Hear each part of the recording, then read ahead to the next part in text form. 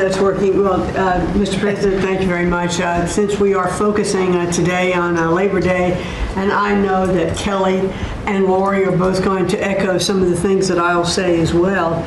We are really focusing, on our workforce. But what I'm finding with great joy around the country is that states really are being innovative and working more with middle schools and with high schools to make sure that we are having hands-on learning. There are pathways to jobs that are happening now. And if we see more and more of our community colleges working with our middle schools and our high schools so that high school students are graduating not only with a diploma, but a certificate that they have worked with, perhaps with a Toyota or another company that is coming in, public-private partnerships.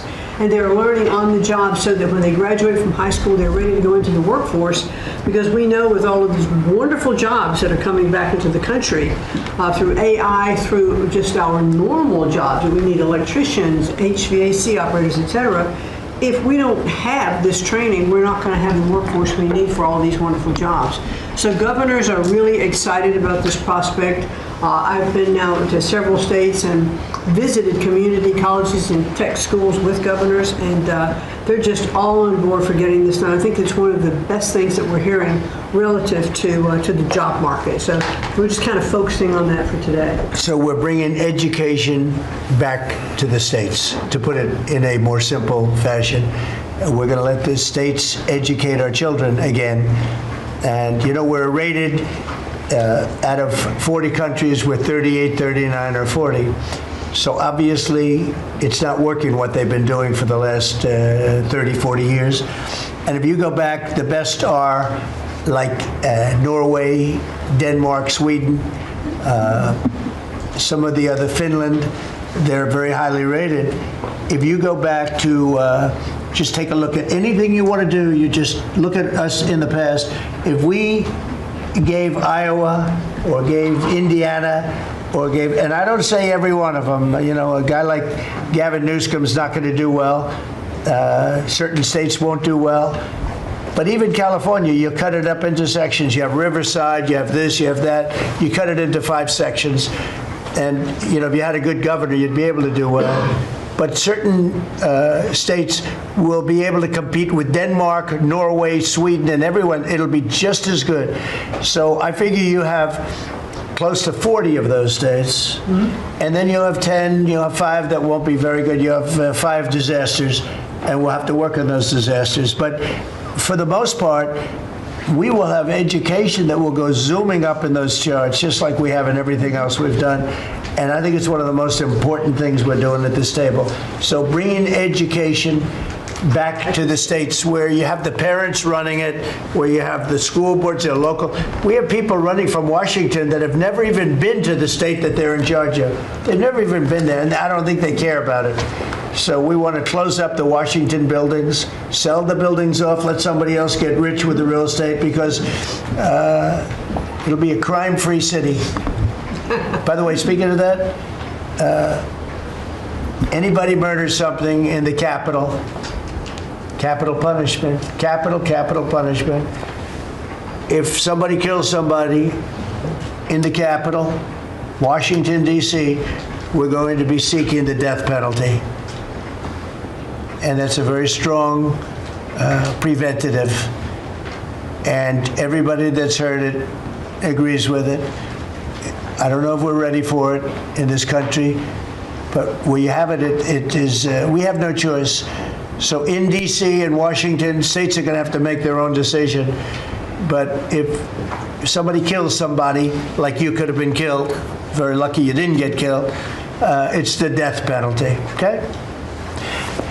Fantastic job you're doing. Thank you, Linda. Very much appreciated. How are you doing with the colleges, by the way? You're doing some pretty good work in terms of getting them to treat people fairly.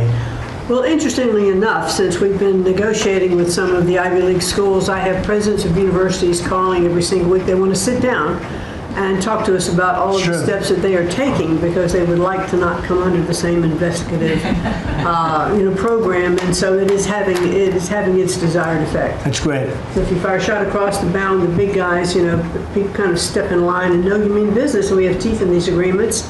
And I'm proud of the work that we're doing there.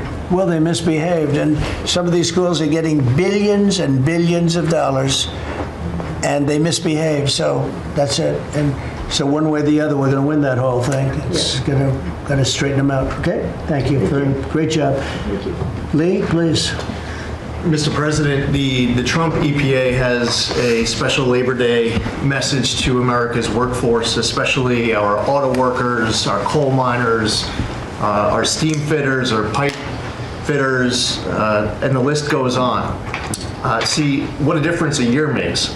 A year ago, the way that the Environmental Protection Agency was operating, the choice was made to protect the environment, we would have to strangulate the economy. That's the way that the EPA operated for years.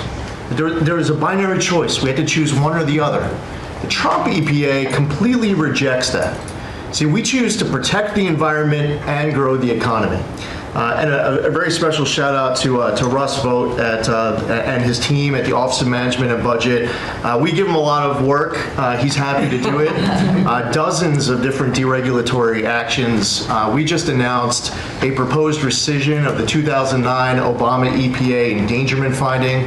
All of the light, medium, and heavy-duty vehicle regulations that followed. It is the single largest deregulatory action in the history of the United States government. And when you add up the dozens of different actions that we have announced and that we're working through, in one agency in 1 year, we'll do more deregulation than entire federal governments have done across all agencies, across entire presidencies. And what we are accomplishing would not be possible if not for the support of the rest of this team you've assembled around this table. The well-oiled, well-wired machine at the White House, led by Susie Wiles, and the DCOSP, the policy shop, led by Stephen Miller, they have been amazing to work with. I was just in Iowa with Administrator Loeffler, who made an announcement with Secretary Rollins to reverse the deratement on diesel exhaust fluid systems. Mr. President, you said you wanted water flowing faster. Working with the Secretary of Energy, we've done our part to do that, to get gas cans flowing faster, to stop that annoying start-stop feature in vehicles. See, people out there might say, well, why are you focused on all of these little things? If it's little to you, it doesn't mean that it's not a very big deal for millions of other Americans. The charge was clear when you called me in November and you asked me to do this job. Clean air, land, and water for all Americans. Unleash energy dominance. Advance cooperative federalism. Permitting reform. Make America the AI capital of the world. Bring back American auto jobs. What we are accomplishing now, again, wouldn't be possible if not for your leadership. I'm grateful to the American people for electing you and our amazing Vice President. I was just in Mexico City announcing and signing on behalf of the Trump administration an agreement with Mexico for a permanent solution for the Tijuana River sewage crisis, which you have been so outspoken and passionate about in our conversations. It would not be possible if not for Secretary Rubio, Deputy Secretary Landau, U.S. Ambassador to Mexico Johnson. The team at the State Department has been incredible. The work with the NEDC on permitting, to be able to get new pipelines built, to get new factories started. And the list, it's amazing. So, somebody out there might not realize the relationship between the Environmental Protection Agency and the Department of Defense. The amount of work with Secretary Hegseth and the Army Corps, from responding to the LA wildfires, to getting more water flowing in California, which is also something that Secretary Burgum is involved with, to helping the farmers, the ranchers and landowners to revise the waters of the United States definition so they don't have to go hire an attorney or consultant to tell them whether or not a water on their property is subject to federal regulation. Thank you for putting this entire team together. It's an honor to be at the Trump EPA, where we choose to both protect the environment and grow the economy. It's a very happy Labor Day for America's workforce. And Lee, in Los Angeles, if you could, because of the fires, Lee was there, and as you know, we have very strict federal rules having to do with the rebuilding of those houses. And Lee was able to get the approvals done for everybody immediately. It was so fast, nobody could believe it. And the mayor and the governor still haven't gotten them their approvals. And they're going to have riots out there for that reason. These are great homeowners. They want to build their house. They can't get approved because you have the mayor, Bass, who has no idea what she's doing. And you have a governor who is such a bad governor. And the people are unable to build their house. The toughest permit to get was the federal permit by far. And yet he got them all in a short period of time after the fire. How long did it take? Well, Mr. President, you came in, signed an executive order, and told the EPA that we had less than 30 days to complete our hazardous material removal, which the initial response, once all of our heart rates went down a bit, was just to figure out how to get it done. We got it done in just less than 30 days. The Army Corps of Engineers then comes in for the debris removal. The federal government in clearing over 13,000 properties that were destroyed because of these wildfires. We've got to the point today where property owners all across Los Angeles, they're grateful to the Trump administration. They're happy that we did our part, but they are desperate to rebuild. And there is not a single green light approval that they are waiting for from the Environmental Protection Agency. The EPA and the Army Corps of Engineers proudly have done our work. It's important for those local officials to let these property owners build on their land. It's their property. It doesn't belong to the mayor of Los Angeles. And they need to represent their people better. They're ready to build. When will they have their permits from Los Angeles? Well, here's the problem, Mr. President, is that they have been ready since the moment we were done with the federal part. I mean, well, I was visiting a week after. Actually, I thought my first trip was going to be to Los Angeles. However, the moment I got confirmed, the vice president said, "You're going to East Palestine right away." So that actually ended up being the first visit because the vice president's so passionate about that from the great state of Ohio. Then we went to Los Angeles from there. We're talking about the beginning of February, where we were meeting with property owners already. They were already all set up. They had the contractors. It was the beginning of February, and they were waiting for green lights from Los Angeles to be able to go onto their property and start rebuilding. Some of the same people who were waiting for a green light ready with the contractors at the beginning of February are still waiting now in the middle of August. Let these Californians rebuild. And they're talking about also taking away some of the properties and building low-income housing on those properties. They're going to have problems like they've never had before. These people don't know what they're doing. So we have all our permit. Everything the federal government has to do was done long ago. They should have been. I went to a town hall with Lee, but we were there, and the mayor was saying it would take 2 years, maybe 3 years to get this approved. I said, no, not 2 years, 2 days. They should have it in 2 days. And I toured the site, and I met 100 homeowners, all standing in front of this site a couple of days after the fire, and they were ready to go right then. They wanted to just build right then. And the city won't let them do it. I don't think it's that they won't. I think they're incompetent, okay, to be honest with you. I think they just don't know how to go about it. It is so badly run by Newsom and by Mayor Bass. Mayor Bass, she was in Africa during the fire. She knew the fire was starting to rage, and she decided to take a trip to Africa. These people they're just bad. You know, you talk about make America great again. They could never make America great again, but we are doing that. Congratulations, you found some interesting things, Tulsi. Sir. She's becoming a bigger and bigger star every day. She found a lot of good things. Go ahead. Thank you, sir. As we approach Labor Day weekend here, this is just such a great opportunity really to recognize your leadership as a true champion for working people. And I know we'll hear as we go around the table here how your focus singularly on putting the well-being and interests of the American people first is that common thread that we're seeing in your policies being implemented across your administration. For ODNI, number one, our focus is and must always be making sure that our intelligence community is focused on our mission, keeping the American people safe, secure, and free. We're doing great work on this front. I'll point out our National Counterterrorism Center, led by Director Joe Kent, are working across different agencies with Homeland Security, DEA, FBI, and others to catch terrorists. both those who are trying to come into our country, those who may already be in our country.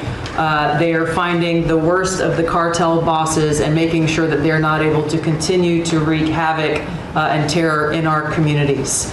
Secondly, Mr. President, you have charged me with the mission of finding the truth and telling the truth to the American people. And we've exposed some of the worst examples of the weaponization of intelligence in the last several weeks.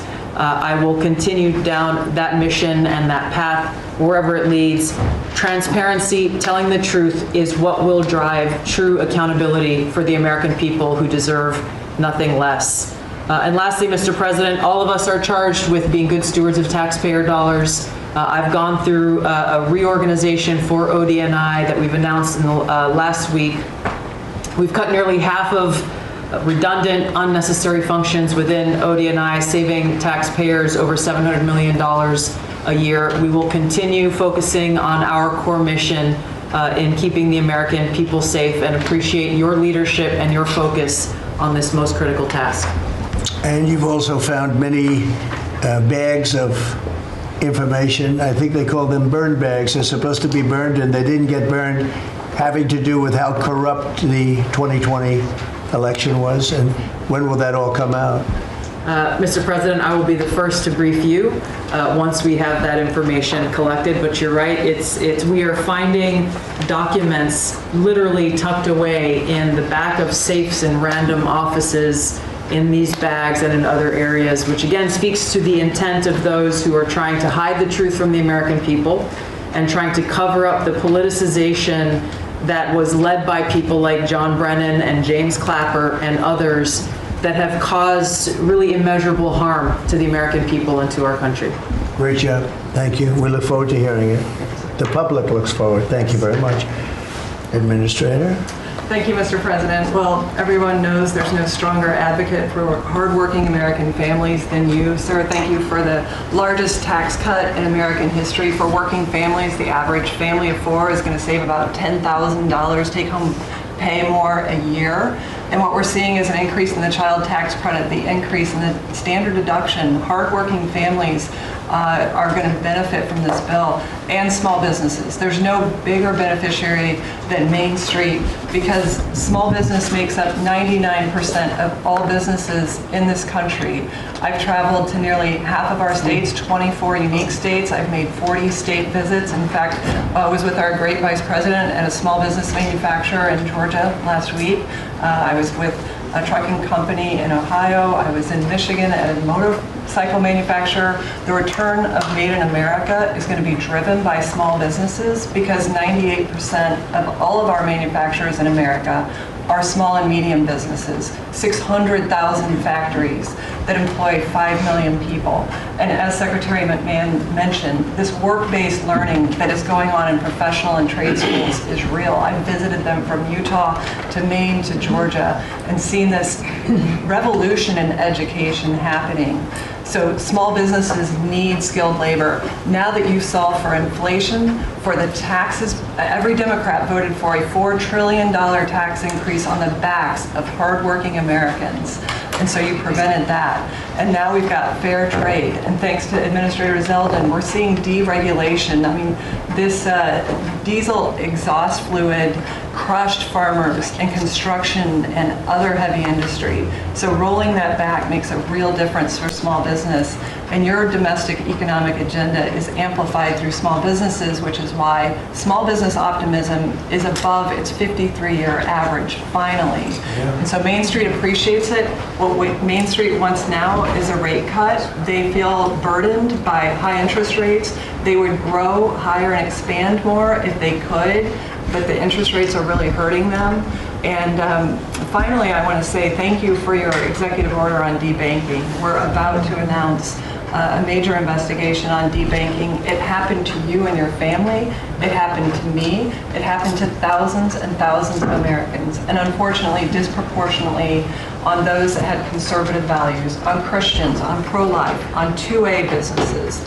And so we're going to be talking to the banks about that. The SBA operates the largest government business loan program in the federal government. We have a network of 5,000 banks. So we're going to be making sure that that never happens to anyone again. Great job. You're doing a great job. Thank you very much. Christy? Well, Mr. President, first of all, thank you for the opportunity to work for you. And you committed when you ran for president to make America safe again. And today, the average family and individual that lives in this country is safer than they've been in years because of what you've done.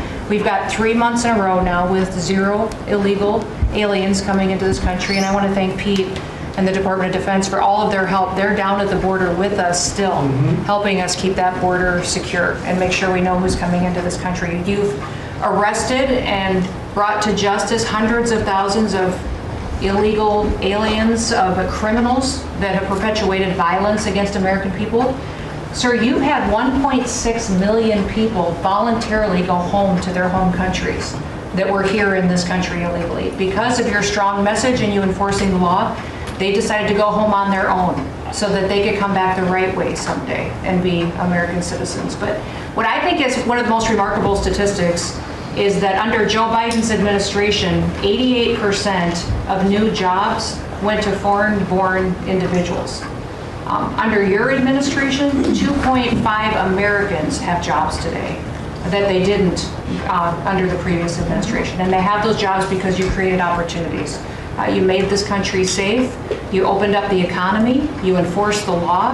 Now people can get up and provide for their families and go to work every day and be confident in that. And the last thing I would say is that it's incredibly important to know that every one of those illegal aliens that has gone home, they were costing us about $8,700 to $9,000 a piece in what they were taking out of our social programs, out of Social Security.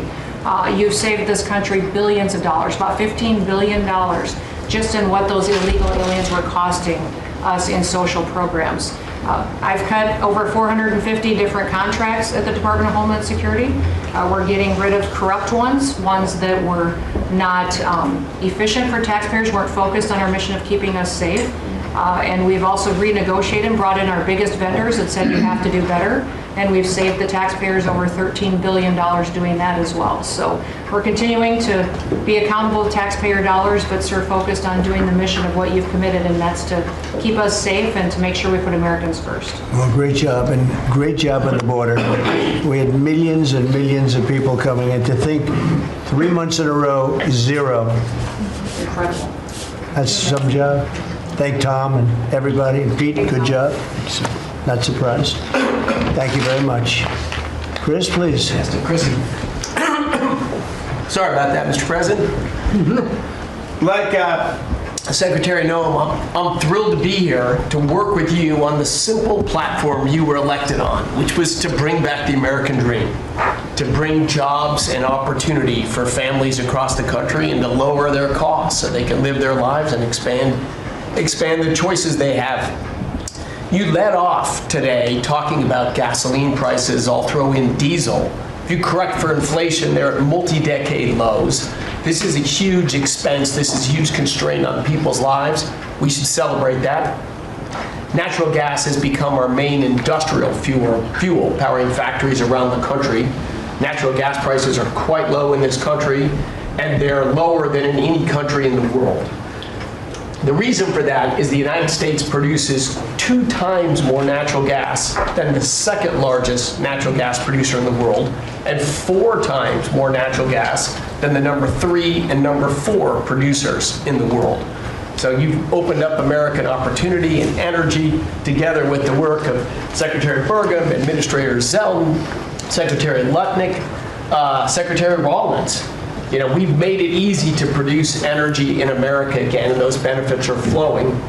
I could go on about this stuff forever, but let me talk about one specific area of energy, electricity. That's in the front of people's minds. When the day you were inaugurated, we get hold of all the data. We can look at the resource plans of utilities across the country. What you inherited when you arrived was a plan over the next 5 years to close 100 gigawatts of reliable electric generation. So that's 100 large power plants. Now that was offset with a plan to build 22 gigawatts of reliable electricity generation. Their plan was to close more than 4 times as much electricity generating capacity as they were going to build in that 5-year period. How do we lead the world in artificial intelligence if we're shrinking our supply of reliable electricity? How do we reshore steel and aluminum and automobiles and semiconductors and all those jobs Americans want back in our country when we're degrading and shrinking our energy system? We were going to hand that leadership to China in artificial intelligence, not just to our economic loss, but to our huge national security loss. Your team around this table, and almost everyone around this table is involved in it, is just to completely pivot dramatically. We're stopping the closure of all these plants way before their retirement date. Some plants get to their end of life. That's a small percent of the planned closures. Most of those were just political nonsense at the cost to American taxpayers. So we have rapid new construction of power plants under in the United States. We're doing everything we can with suppliers who build the equipment for these power plants. They've got to build their factories bigger to build power plants in America. People thought those days were past. We weren't going to build big things in America anymore. We're just going to keep sending it over to Asia and overseas and just buy other people's stuff. Totally nuts economically, totally nuts for national security, and of course crushing for working Americans, particularly Americans that work with their hands. But we are seeing a revitalization of those people, of that optimism. You showed that picture of that plant being built in Arkansas, dozens of those under construction, just in artificial intelligence. But the reshoring of steel, of aluminum, of plastics, of fertilizer, semiconductors. Like this, America's the land of opportunity. How did we get to become this awesome nation? Because we believed in the American dream and we leaned in on it. But the wealthy in our country and the coastal elites that live away from where stuff's actually made, they just lost their way, and politicians just let them have it. Your tireless campaign and your relentless messaging made people realize the American dream isn't dead. It's just been smothered, and we're unsmothering it and setting it loose. God bless your efforts. God bless your assembly of this team around this table. We're bringing the American dream back. Yeah, thank you, Chris, very much. Great job you're doing. Appreciate it. Lori, please. Mr. President, everybody here who spoke works at the Department of Labor, clearly, which I love. They have all the correct talking points, but I think that's a testament again that we are all working together every single day. We talk to each other often, and the workforce, the skilled workforce, the education factor, retirees, it's been so important because they all touch the Department of Labor, and I have the opportunity to work with every single one. If you all haven't stopped by the Department of Labor, Mr. President, I invite you to see your big, beautiful face on a banner in front of the Department of Labor, because you are really the transformational president of the American worker, along with the American flag and President Roosevelt, because we're bringing business and labor together. And I was so honored to unveil that yesterday, and everybody is taking note of that. You also mentioned crime, and I think it's been important for my colleagues to recognize that now American workers can return to work and feel safe. That business owners aren't shutting down their businesses because they're afraid they can't protect their workers, and now it's open for business again, and it's starting right here in our nation's capital. Many things have been mentioned about consumer confidence up, unemployment is holding steady, and more than 2 million net jobs for native-born Americans has been key under your leadership. 84% of the workforce and jobs has been produced by the private sector. I think that was the mission of this administration and the Department of Labor. And I will continue to say for a little bit longer, until I heard you today, the One Big Beautiful Bill, because it equals one big beautiful workforce. And Congress passed this legislation. It probably will be the single most important bill that they did sign, because it is protecting our American workforce by expanding Pell Grants and child care and reduction in taxes, so they can keep more of their hard-earned dollars. I am at the Department of Labor announcing $30 million in grants for our skilled workforce, that I have an MOU with Secretary McMahon. I have an MOU with Administrator Loeffler. That's important to share the data points on how important this is. In June, we awarded nearly $84 million in grants for the capacity of what? registered apprenticeships, an executive order to have 1 million active apprentices across this nation, where we've already registered 185,000 since in the last few months.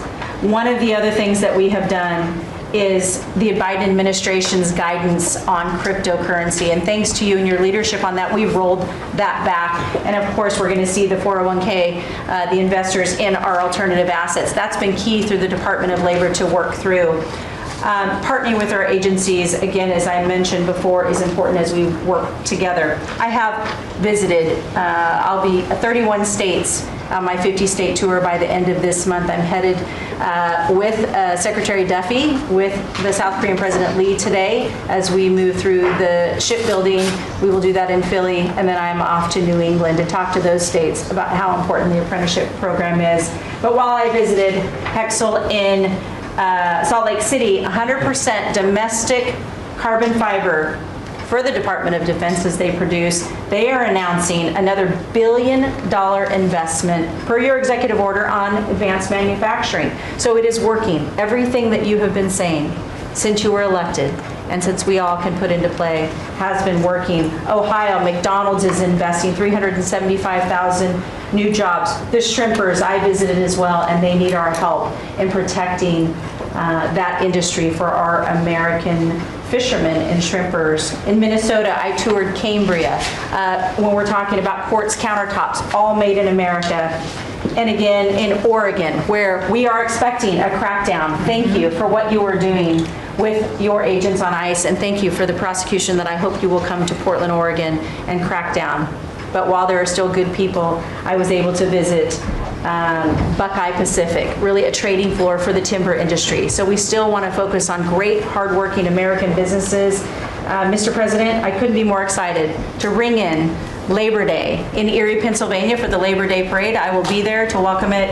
It is an honor to serve this country. It is an honor to serve under your administration as the Labor Secretary, and we will kick off, and Republicans will own Labor Day again, not Democrats. We will own it because we are, and you are the president of the American worker. So thank you for everything that you've done. Thank you very much, Lori. Absolutely. You're doing a fantastic job, and I will tell you that Lori was recommended by the Teamsters. And I said, that doesn't really work, does it? And it turned out to be one of our best choices. So I just want to thank you and Sean, who, as you know, recommended you very strongly. You really turned out to be a gem. Thank you. I was able to talk to the president on the phone the other day. He called and we visited, and he said, but I know that you were, a little bit middle of the road and not so sure. I said, Mr. President, I have been a Republican. He's like, what? Wait, what? Now I like you even more. You're doing a good I job. appreciate it. Thank you, Lori. Thank you. Thank you. Pam? President, I'm working with everyone around this table almost daily on legal issues that we're winning on.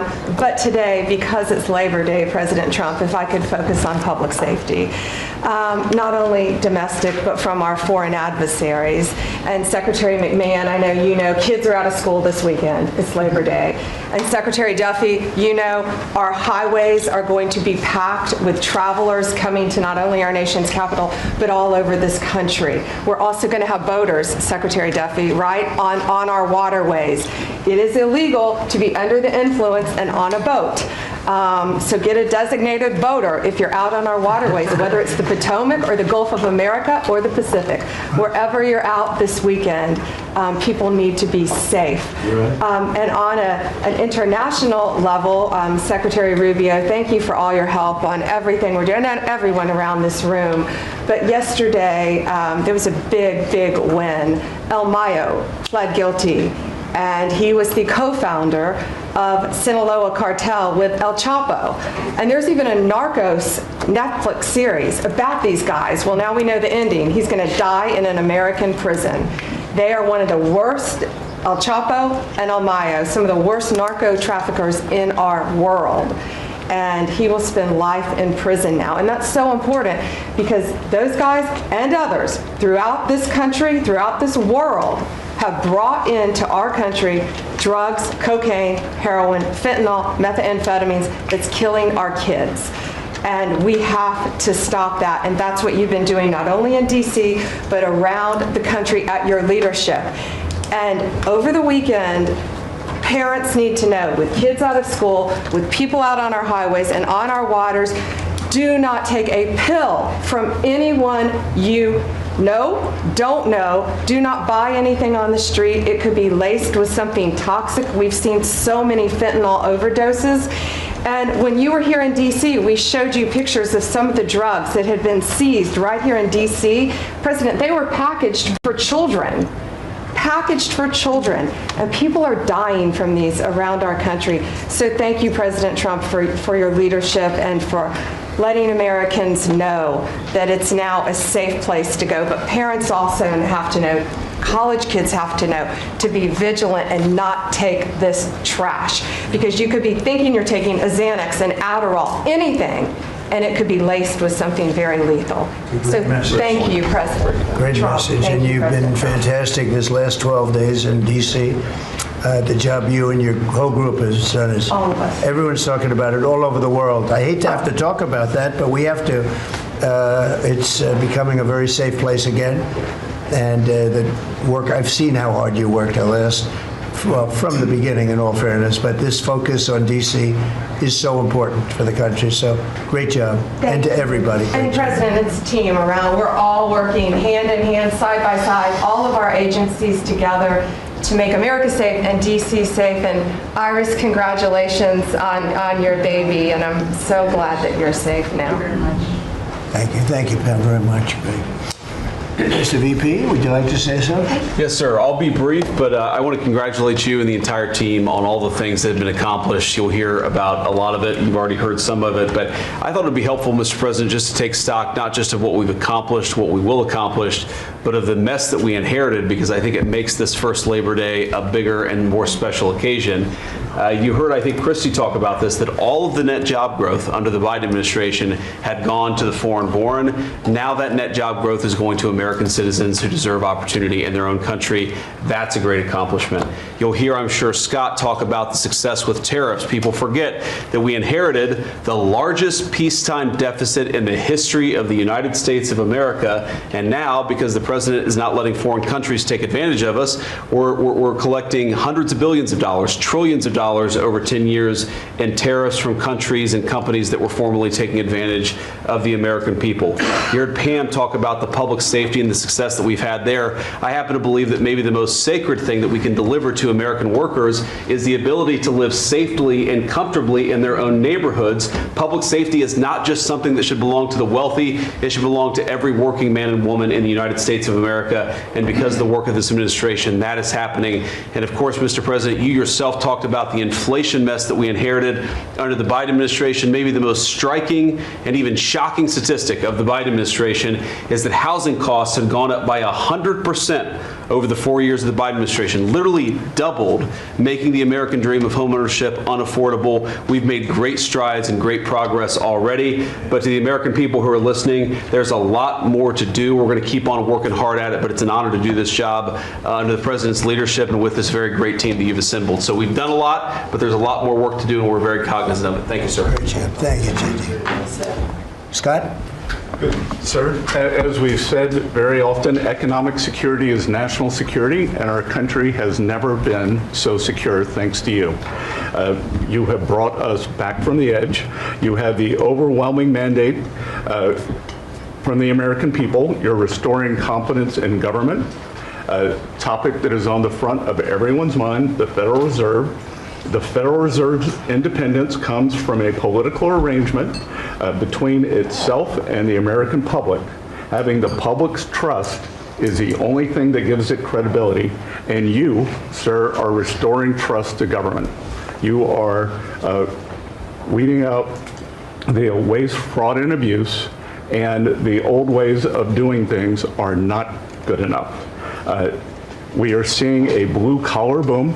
In the first 7 months of your administration, real blue-collar wages have taken off, and the only other time that they've done this in the past 70 years was in your previous term. Your efforts on tax, trade, and deregulation have boosted paychecks for American workers while slowing the pace of inflation and lowering the cost of energy. Inflation has plummeted to just 1.9% since you took office, and the economy rebounded with real GDP surging 3% last quarter.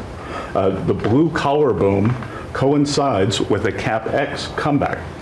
In anticipation of your one big beautiful bill becoming law, CapEx increased by American businesses by nearly 14% in the first half of this year. And as you and I talk about frequently, and as that chart or that photo attests, we are going to see, I believe, a bigger CapEx boom from here. This is just the beginning, just the beginning. You have saved this country by making it the best place in the world to do business again. Treasury is helping to implement these new provisions, as well as no tax on tips, no tax on overtime, no tax on Social Security.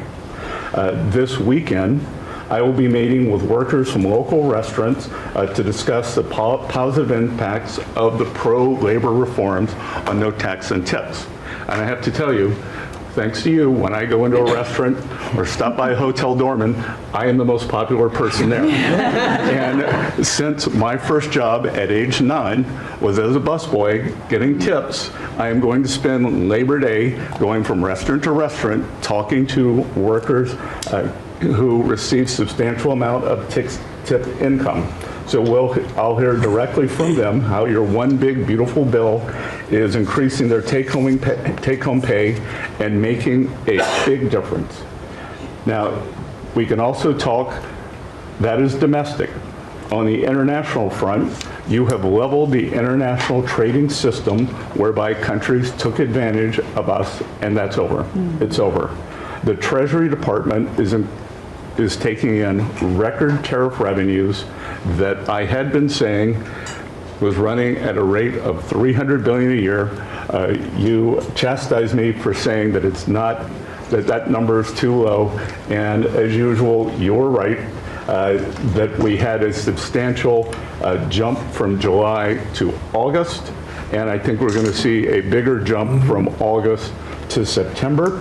So I think we could be on our way well over $500 billion, maybe towards the $1 trillion number. This administration, your administration, has made a meaningful dent in the budget deficit. The average budget deficit during this term is 26% less than the last 12 months under Biden. And even the CBO, and we don't agree with CBO on everything, as you said, last Friday, on a summer Friday, had to admit that they believe over the next 10 years, the budget deficit will be $4 trillion lower than they had previously scored. $4 trillion, $3.3 trillion of tariff income, $700 billion of lower interest cost, and I would expect that number could go up from here. So, Mr. President, your return to the White House marked the return of the American worker. Thank you for reclaiming Labor Day for the American people. You're growing the economy for everyone, especially the middle and lower income households who suffered disproportionately under the last administration, and it's an honor to do this under your leadership. Great job. You're doing great. Thank you very much, Scott. Brooke? Sir, I dropped my second son off at college last week. And I wasn't planning to say this, but just listening to everybody, I want to put a little bit of a personal touch on this work. He has started his freshman year yesterday at Texas A&M, for all my SEC friends in the room. Thank you for saving college football, by the way. We're all very grateful. The country just feels different. It just feels different. There's such a optimism and a love. There's a faith movement going through, especially with our younger Americans. And for those of us with kids in college, I know we feel it. And I experienced it firsthand last week, moving him and my other older son in as well. As we move toward Labor Day, you have made a lot of dreams come true for a lot of people, but one of my longtime dreams was for the right to recapture Labor Day.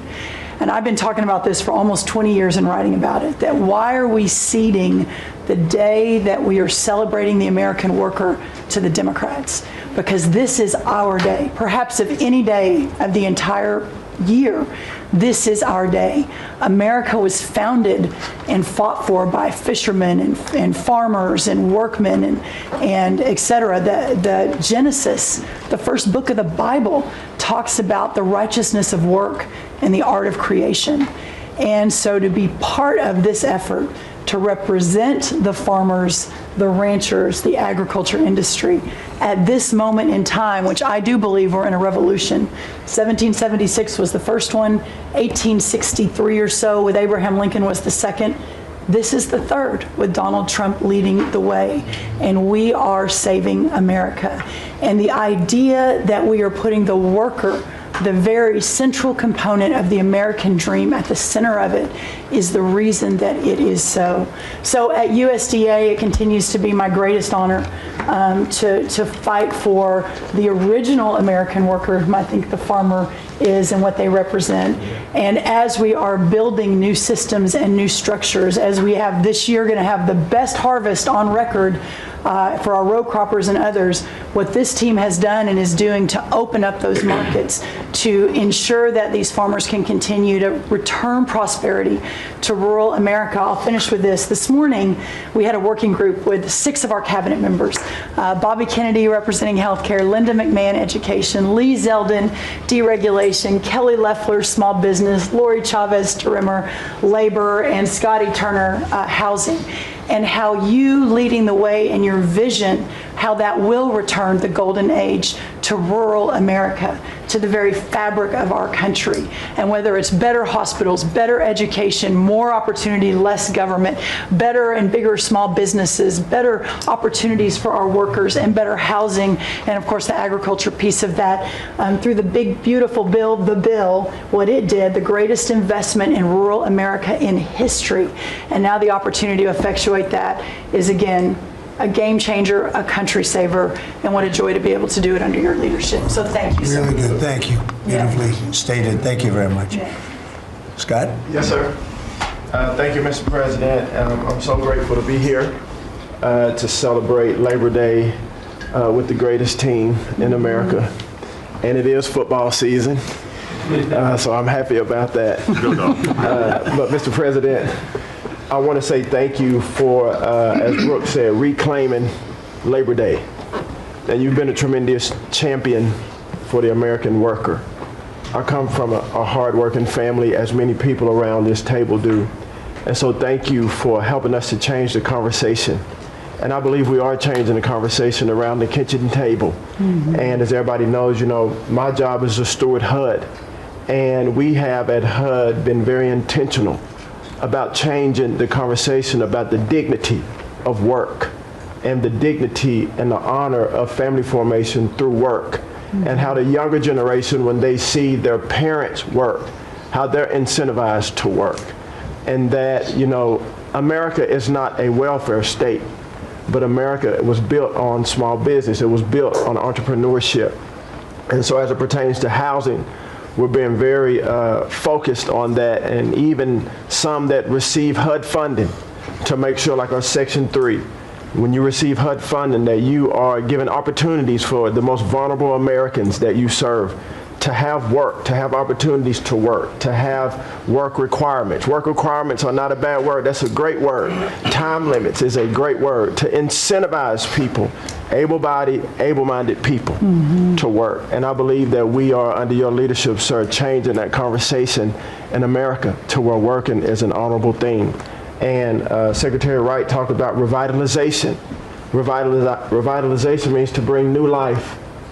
And I believe we're bringing new life to America, Mr. President, through work and through all the jobs that people are doing around this table.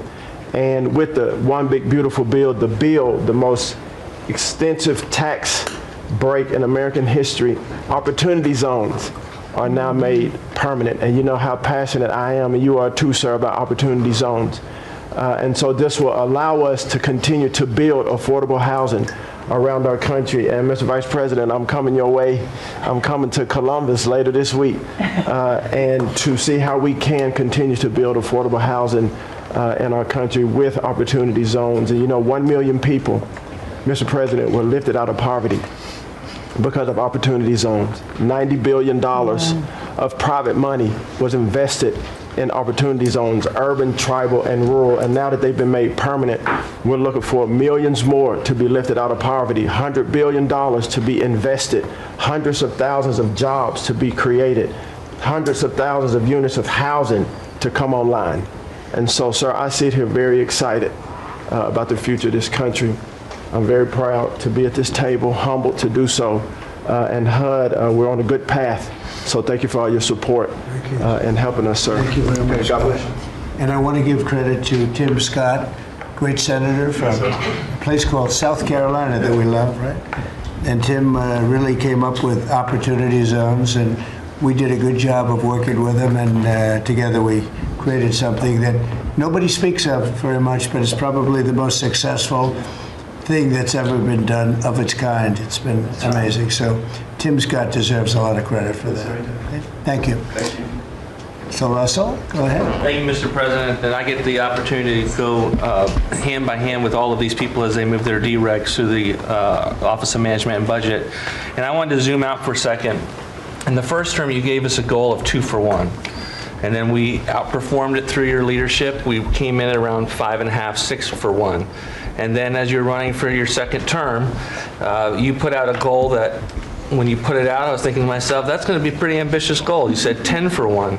Well, where we are right now, in just 1 month, in 1 year, basically 8 months, we are at 245 deregulatory initiatives planned by these agencies. That comes out to 30 for 1.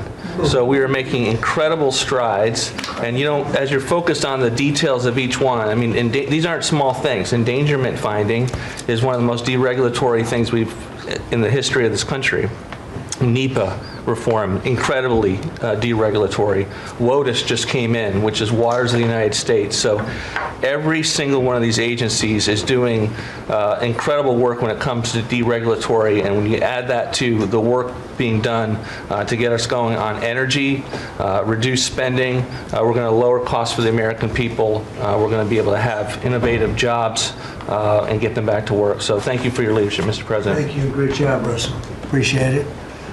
John, central casting, I call him. He's central.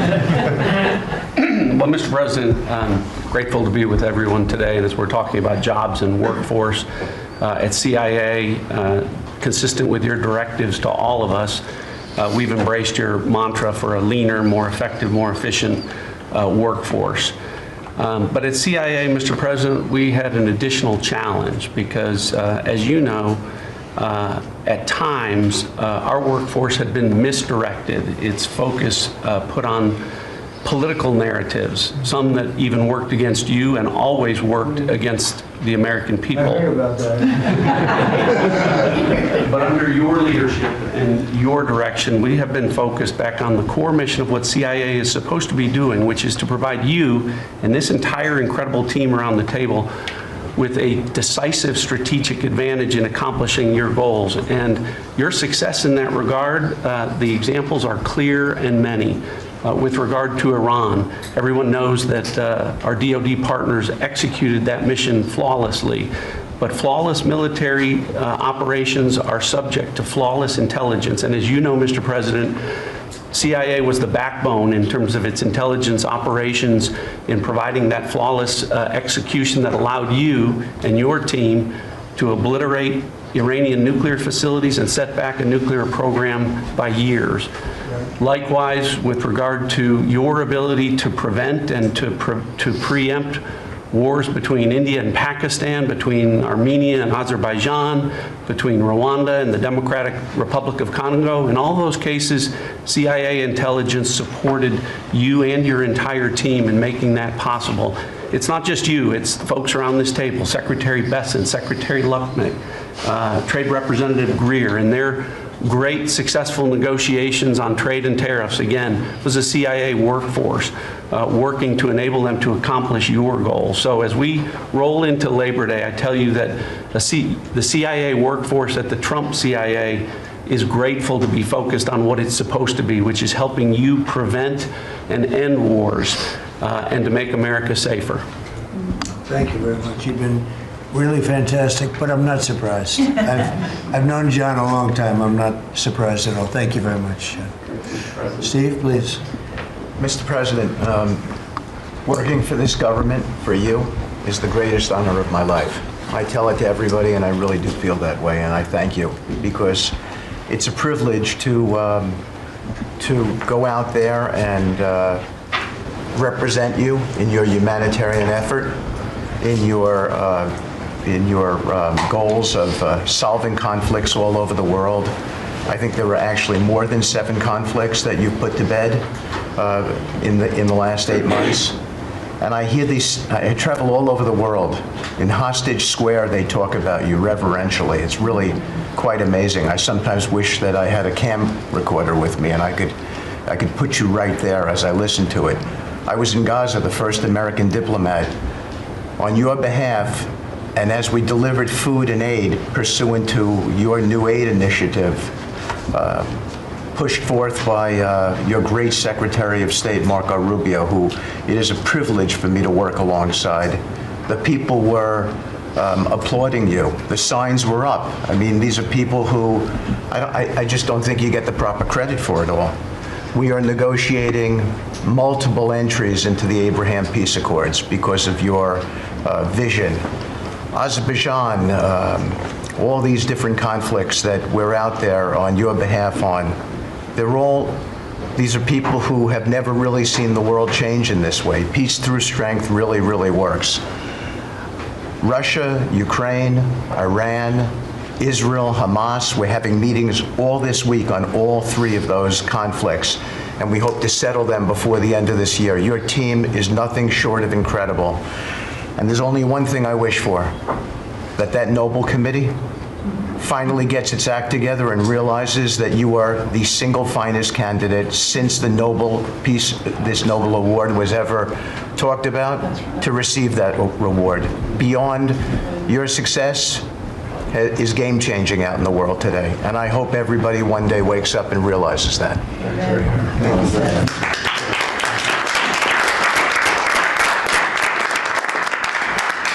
Thank you, Steve. Jameson, please.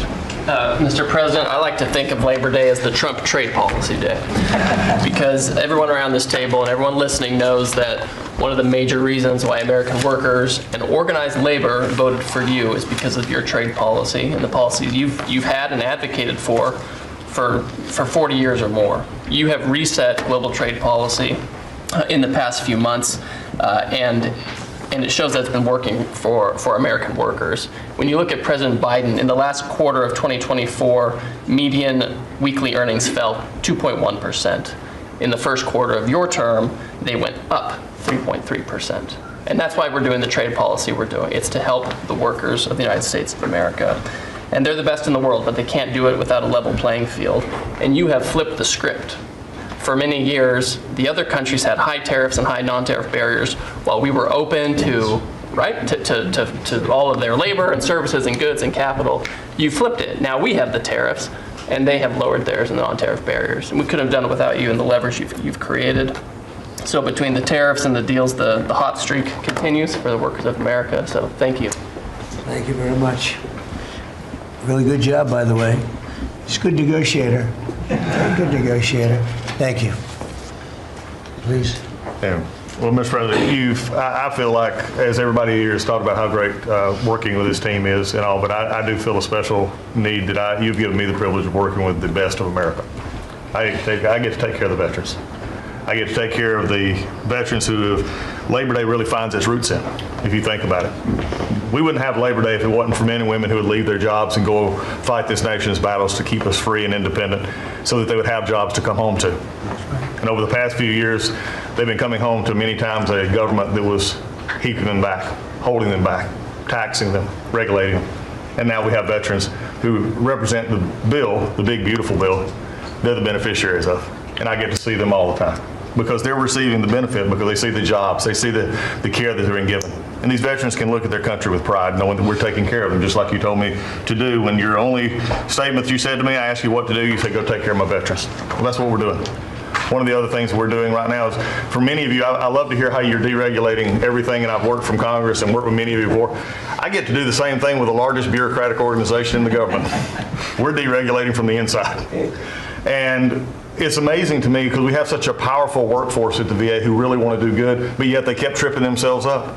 They kept making their own, they'd take one step forward and put a regulation in that put them 3 steps back, and it always hurt our veterans at the end. We're taking that away. We're making community care again, Mr. President. We talked about this yesterday. We're making community care a part of our direct care system. So if a veteran wants to get into the community, they have our direct care and they also have the ability to go into the community. Something that the previous administration decided they wanted to keep everybody inside because they thought it was a fiefdom they were building. I'm telling you, we're not building a fiefdom at the VA. We're trying to take care of a service organization that takes care of veterans. So how do we do that? We made best medical interest where a doctor can send a veteran to the community a lot quicker without having to worry about miles and time logged and wait times. Just get them the help they need. We've actually expanded out, and it's made a difference in this regulation, and also unleashed a workforce that is now free of the collective bargaining agreements and other things that have kept them from being able to do the job of national security that they've been intended to. I'm actually giving them the benefit of the doubt to actually go be the workers that they're called to be, and that's what Labor Day is about. The VA is going to have the best workers. But just to let you know how that's working out, wait times at our hospital are going down because we're getting them into our hospitals or into community care. And then one for you, Mr. President, you heard about this a lot, and that was backlogs. At the backlog when I first came in, I've said this before, in February we had over 260,000 backlog. That means over 125 days of not getting an answer. In just a little over 4.5 months, we've dropped that over 100,000. We're under 150 and heading down to historic lows. We'll be within the next month lower than any time under the previous administration at all. That means our veterans are getting the help they need. So when you look at it this way, we've opened new facilities. We've put new facilities in places where workers can get to. We've expanded out hours, over 1 million extra hours, so veterans, younger veterans in particular, can get off of work and bring themselves and get their appointments in after hours or on Saturdays. That's what it means to be in the Trump administration. That's what it means to take care of veterans. That's what it means for Labor Day, because you can't forget the ones who fought for us to be on this table today. And it's all because of what you've done and the progress that we've made. Well, you've done a tremendous job, and I hear it all the time. We have a 93% approval rating at the VA now. And you know what it was before? It was like horrible. So thank you very much. Mr. President, there's been some conversation about the Pete and Bobby challenge. I would just note that I don't think Pete or Bobby could hold these sticks for 2.5 hours. Exactly. If they want that to be the challenge, so be it. But I think 50 pull-ups and 100 push-ups might be easy compared to the. You didn't have this problem with Biden. It was in and out very quickly. So kudos on Labor Day to the audio team that's holding the sticks. But Mr. President, it's pretty great to celebrate Labor Day with a builder who loves labor, who loves the men and women who have built this country, the people that sweat, that have great skills, they have grit. They do the dirty jobs of America that have made this country great, and you know them very well because you have worked with them. The great Trump projects have come from the very men and women we're going into this weekend to celebrate.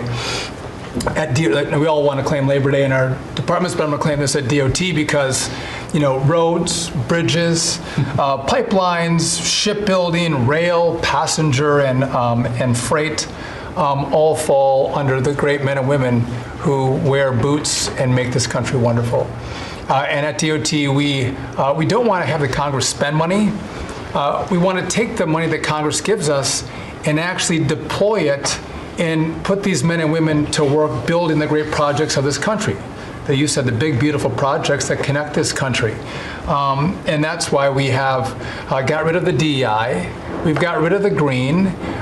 We've done what we can to streamline the regulation to move these projects faster. Time is money. And time has been money. Even Democrats agree now that it takes too long to go through the regulatory process.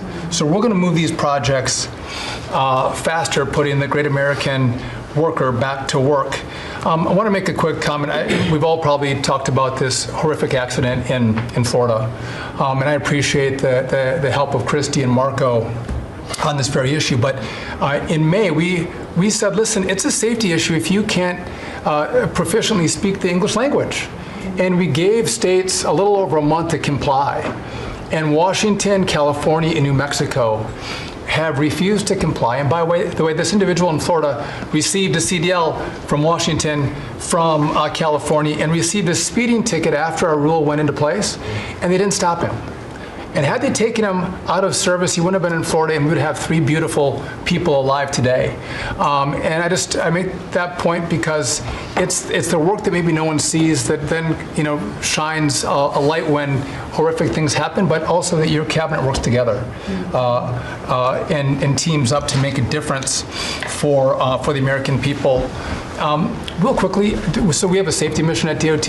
I don't know that you'd think of the transit unions in the greatest cities of the country, New York maybe being one of them, that support us, but they do, because the violence in the subways and on our buses across the country, the transit workers are the ones who take the most abuse. And they're grateful for the mission of everybody around this table fighting to make their communities safer. So I appreciate everyone's help on that. But again, the transit unions love the effort that all of us have put in together.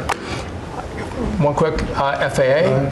We are about to put out a request for proposals for a big, beautiful bill. We got build. We got $12.5 billion in the big, beautiful bill. We need more, but this is a great start.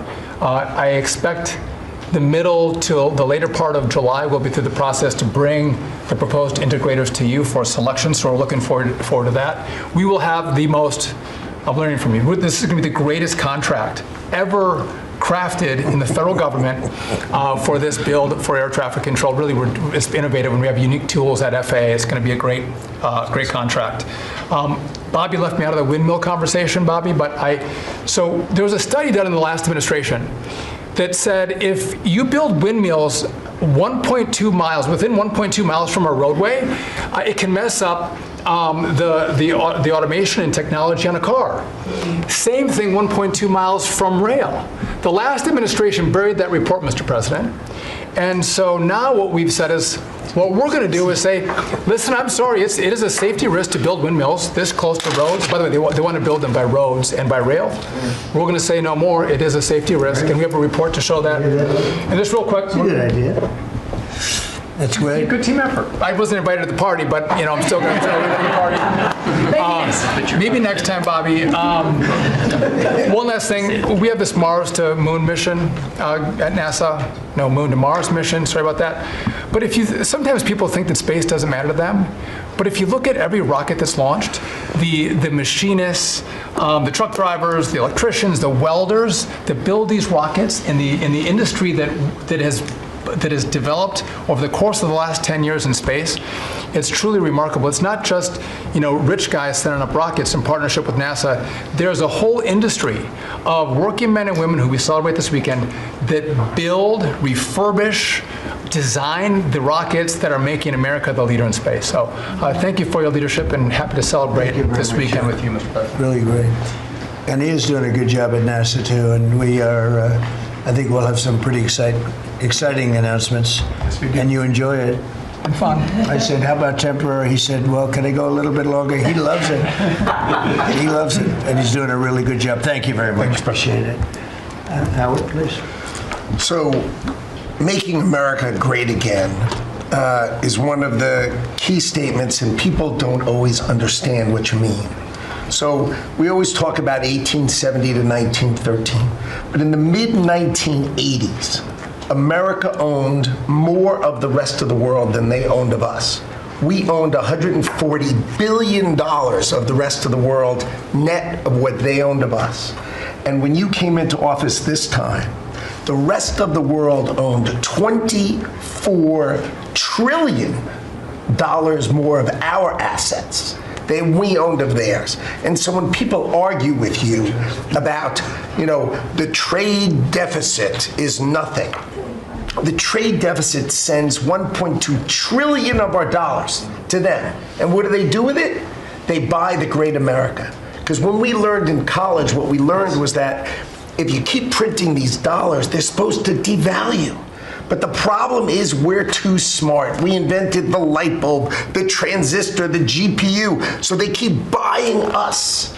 And the only president ever to understand that, and you understood it in the 80s and the 90s, and I used to, see you on TV and you'd say, God, what are these people doing?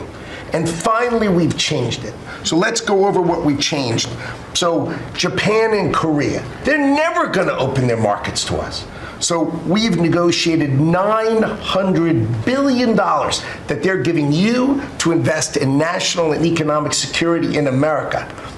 The European Union, the second largest economy, $20 trillion. And all the experts said you'd never get a deal done with them. And watching you in Scotland was my favorite thing, right?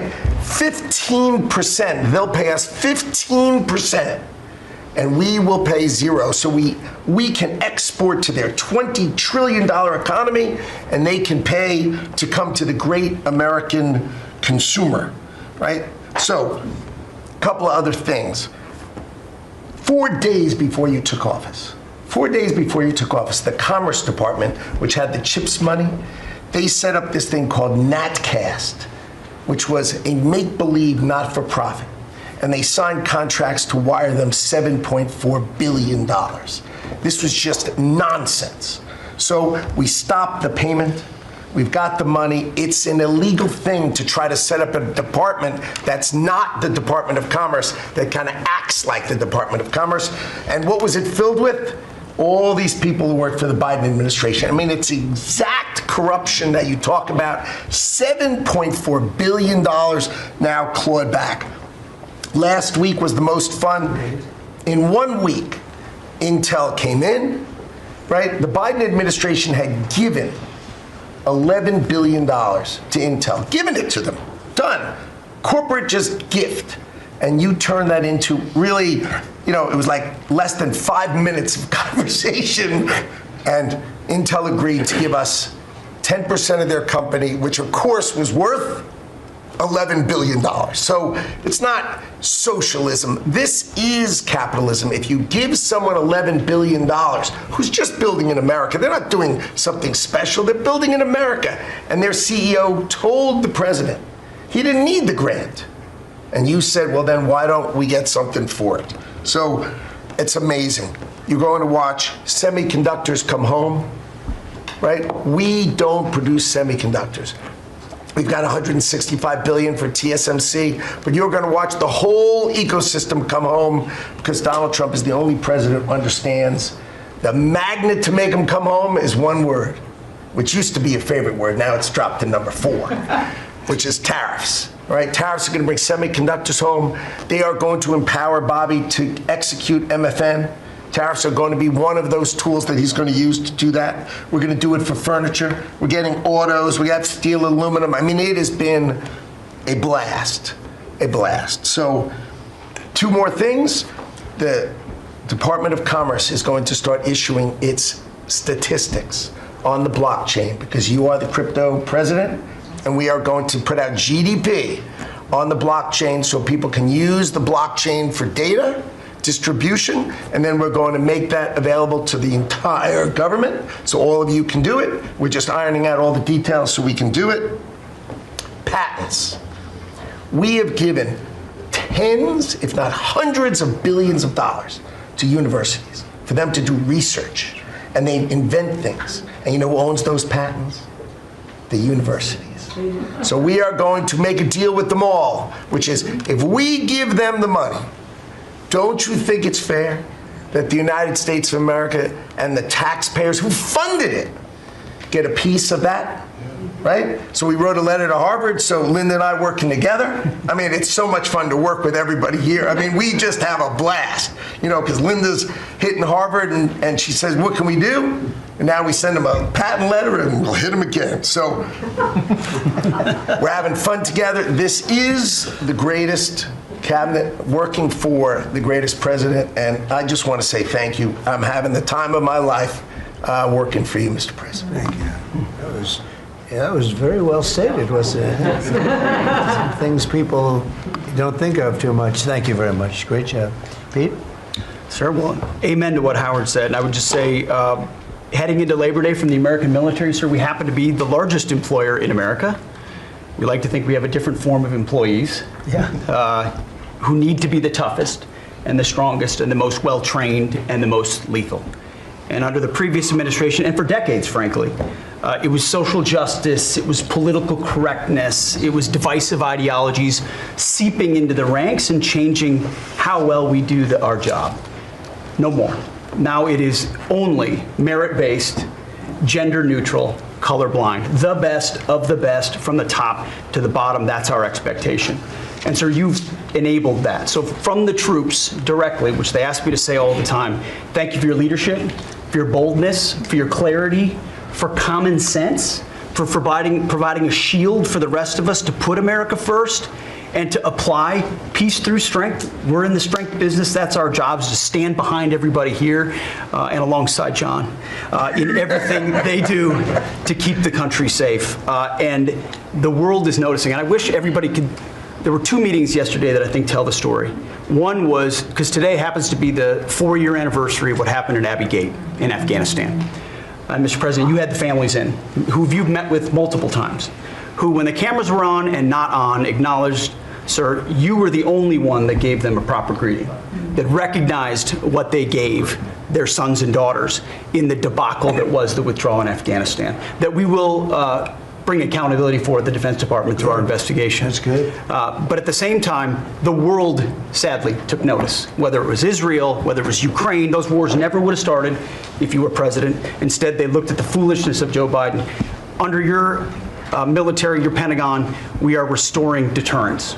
Whether it's Midnight Hammer and those beautiful B-2s, 37 hours straight, whether it's counter-drug operations in our own hemisphere, whether it's the border, working with Christie and the national security team, whether it's LA, whether it's Washington, D.C., you name it, whether it's Europe. Our allies paying 5%, now our allies in the Indo-Pacific stepping up to do the same. That's a recognition that American leadership is here. And then in the second meeting, we were talking about what we're doing in D.C. and Pam's taking the lead. I have to say, just pause for a second. When I look around this table, yes, there's a national security team of Steve Witkoff and John and Scott and Howard and the vice president and Susie and Christy and Tulsi, but to every person here, we work together on a daily basis. And if you call me and I call you, the answer is yes. How do we do it together? I think that's exceptional. It's what the American people deserve, and you've demanded that, sir. So I very much appreciate it. In that meeting on D.C., I started my sentence by saying, the Department of Defense, to which you said that just doesn't sound right. So maybe next time we're here, my card will read Department of War. We'll see. But it's not, here's the thing, here's what people miss. It's not just about words. It's about the warrior ethos.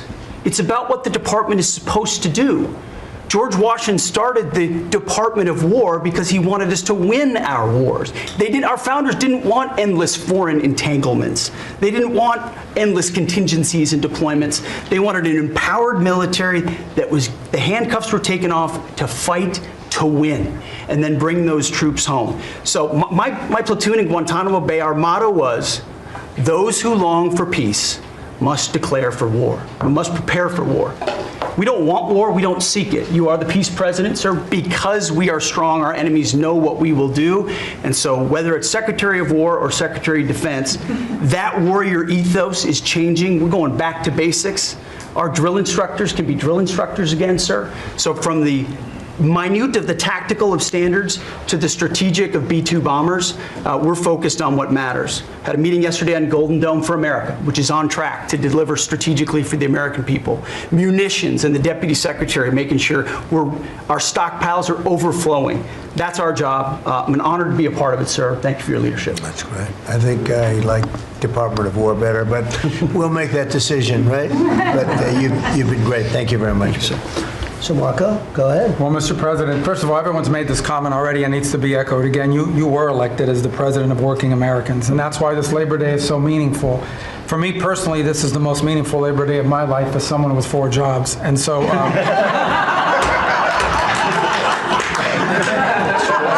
It's true. But on the point of, you made it very clear from the outset, even in foreign policy, everything we did has to be pro-American. It has to make America stronger or safer or more prosperous.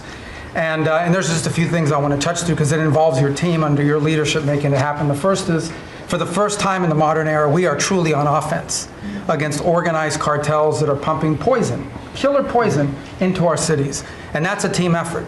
It's Christie's team, it's Pete's team, it's Pam's team, and obviously it's under your leadership. And by the way, we're getting incredible economic international cooperation. Countries just in the last week, Ecuador, Paraguay, Guyana, Trinidad, today Argentina, all joining us or trying to be helpful in advancing this. And this just, one thing is we're going to stop drugs from coming in and we're having record seizures, but another thing is to build an international coalition against the scourge on the international stage. The second is mass migration, illegal mass migration, which is dangerous for the country but harmful for American workers. What's happening on the border is essential, but it's not just what's happening on the border. And again, Christy and her team have been essential in this. We have countries all over the world that are actually helping us, whether it's through safe third country agreements, whether through it's stopping the migration flow from coming here in the first place. Incredible international cooperation. You've redefined our border. It's no longer just our physical border. We are doing things ahead of time to prevent this from happening and getting cooperations from countries that we've never seen before. And last, I would say, and Steve touched upon this, who, by the way, is doing a phenomenal job. Steve is both a great negotiator and he's also a nice guy, which are two tough things to pull off together. But it's incredible. But we both work for the peacemaker in chief. Think about it, how fortunate we are as Americans to have a president who's made peace a priority. And just since the last time we've met, there was a war going on in Cambodia and Thailand. Between Cambodia and Thailand, the president just picks up the phone and tells them to stop fighting, and within 72 hours, the fighting had stopped. There's no other leader in the world that could have done it, and the fact that you were willing to spend time to do that and to make it happen is, of course, essential. And then the war that didn't happen because of Azerbaijan and Armenia coming here to sign that peace deal, which is historic in so many countries. You know how many countries said, it's never going to happen, it isn't possible, and it occurred, Mr. President, because of your leadership. And then on a point of personal privilege, I wasn't even going to raise it, I haven't even talked to you about this. It's a little controversial, but I think I need to bring it up at this time of year. This thing about people getting married on Saturdays during college football season is a scourge, Mr. President. It's dividing families. I don't know if we can have an executive order on this. It's insane, but it's really difficult. There's 7 other months of the year that people can get married, so I just wanted to say that because it's very, very difficult. Thank you. Fantastic. Thank you very much. Doug, please. Well, Mr. President, you've heard from around the table how people are grateful to have an opportunity to be part of this team, have an opportunity to work for you, and have an opportunity to serve the American people. And I would say as we head into this Labor Day, the thing that really differentiates you and your leadership and everybody around this table is one word, and that's respect. Because this is a group of people that respect our farmers and ranchers. We respect the people that are in law enforcement. That's a huge change. Respecting the people that are in uniform, respecting our veterans, respecting the shrimp fishermen. I mean, whoever it is in this country, people that are building our roads. This whole group embodies that sense of respect. And when we start with that, then who benefits? We come up with policies that help those people. And what have you done? You've led an opportunity for us to have the lower taxes, way lower deregulation, record amounts of investment that's coming into this country. We're going to be seeing lower interest rates. All of those things coming together is a gift to the working people. The policies are lifting everybody up. There's 140 million Americans that get up and go every day and drive to work. They commute. And one of the most obscene things of the prior administration was their energy policies was creating a hidden tax on those people. The poorer you were, usually the further you had to drive because you couldn't afford the housing if you were working at a hotel, if you were working in a service industry. We were taxing them. A hidden tax on them was the high cost of energy. You're perhaps one of the only leaders in the world that understood the connection between peace abroad and prosperity at home was directly connected to energy policy. You came in and said, we're going to sell energy to our friends and allies. We're going to bring prosperity at home through policies here by having lower energy prices. And we're going to stop funding wars abroad with energy policies that helped our adversaries and hurt us. You said we're going to sell energy to our friends and allies. And with the work that Jameson and Howard and Scott and everyone has done on these trade deals, we're going to have an opportunity to have a renaissance in American energy, selling energy to the world, which is going to help bring peace abroad. But the real key thing, in closing, I want to say is 2 things. One has to do with the U.S. Park Police. That's the group here in Washington, D.C. that are the oldest uniform oldest uniformed law enforcement group in the nation. You coming out and visiting with them in person before they went out on the surge.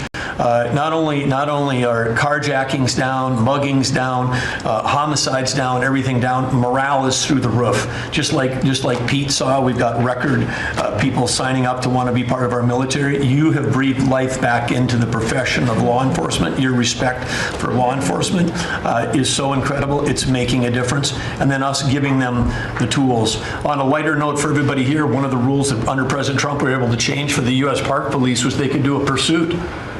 I was shocked to find out when we were talking to them, like, oh, you pull somebody over and they just drive away and you can't pursue them? I mean, like, and they said, no, we can't. They said, all the rules. We got that rule changed in 24 hours because of President Trump's leadership.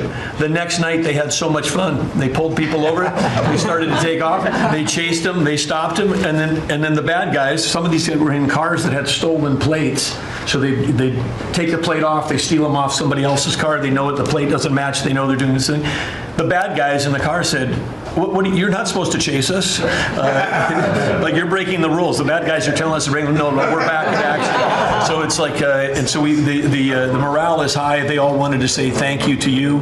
Yesterday, you announced increasing the number of U.S. Park Police that we're going to hire. This is the group that protects not only our sacred monuments of democracy here, but also the Statue of Liberty and the Golden Gate. This is a great group. But on behalf of all law enforcement, we say thank you.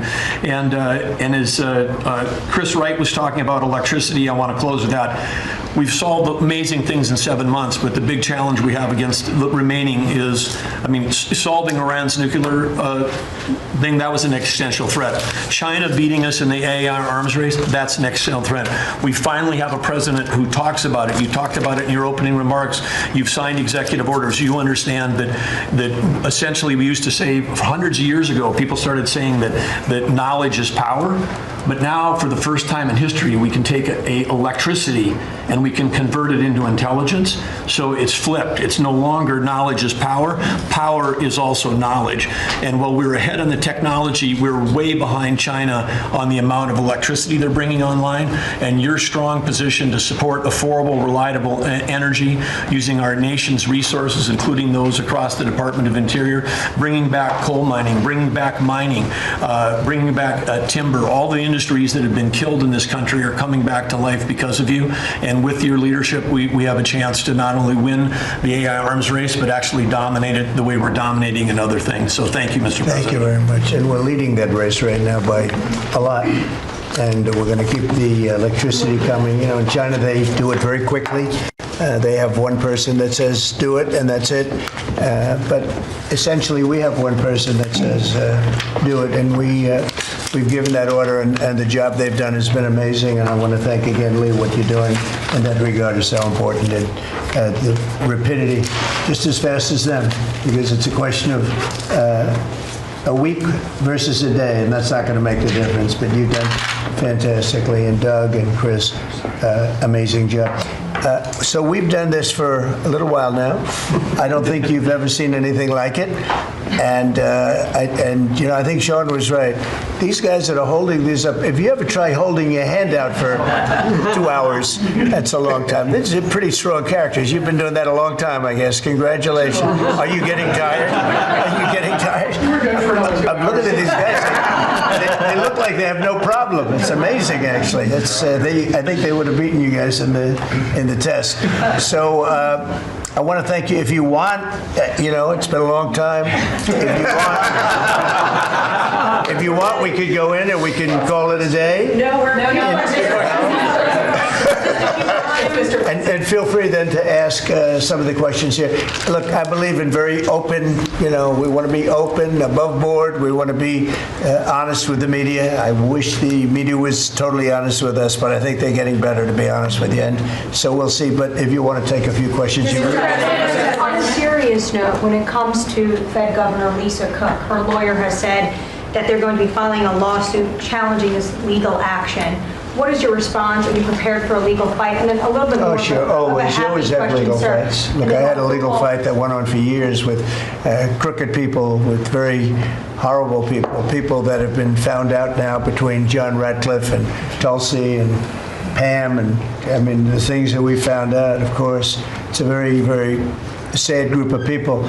But no, she seems to have had an infraction, and she can't have an infraction, and especially that infraction because she's in charge of, if you think about it, mortgages, and we need people that are 100% above board, and it doesn't seem like she was. Yeah, please. Mr. President, first, I would love to ask you a serious question, but I have to tell you the biggest pop culture news of the year broke while we were in this cabinet meeting.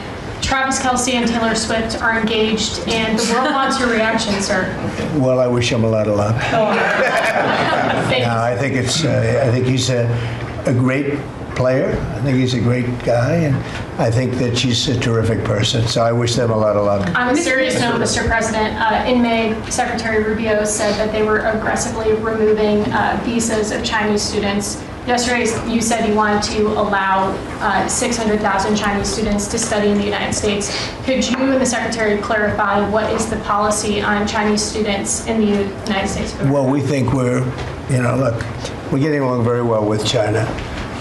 And I'm getting along very well with President Xi.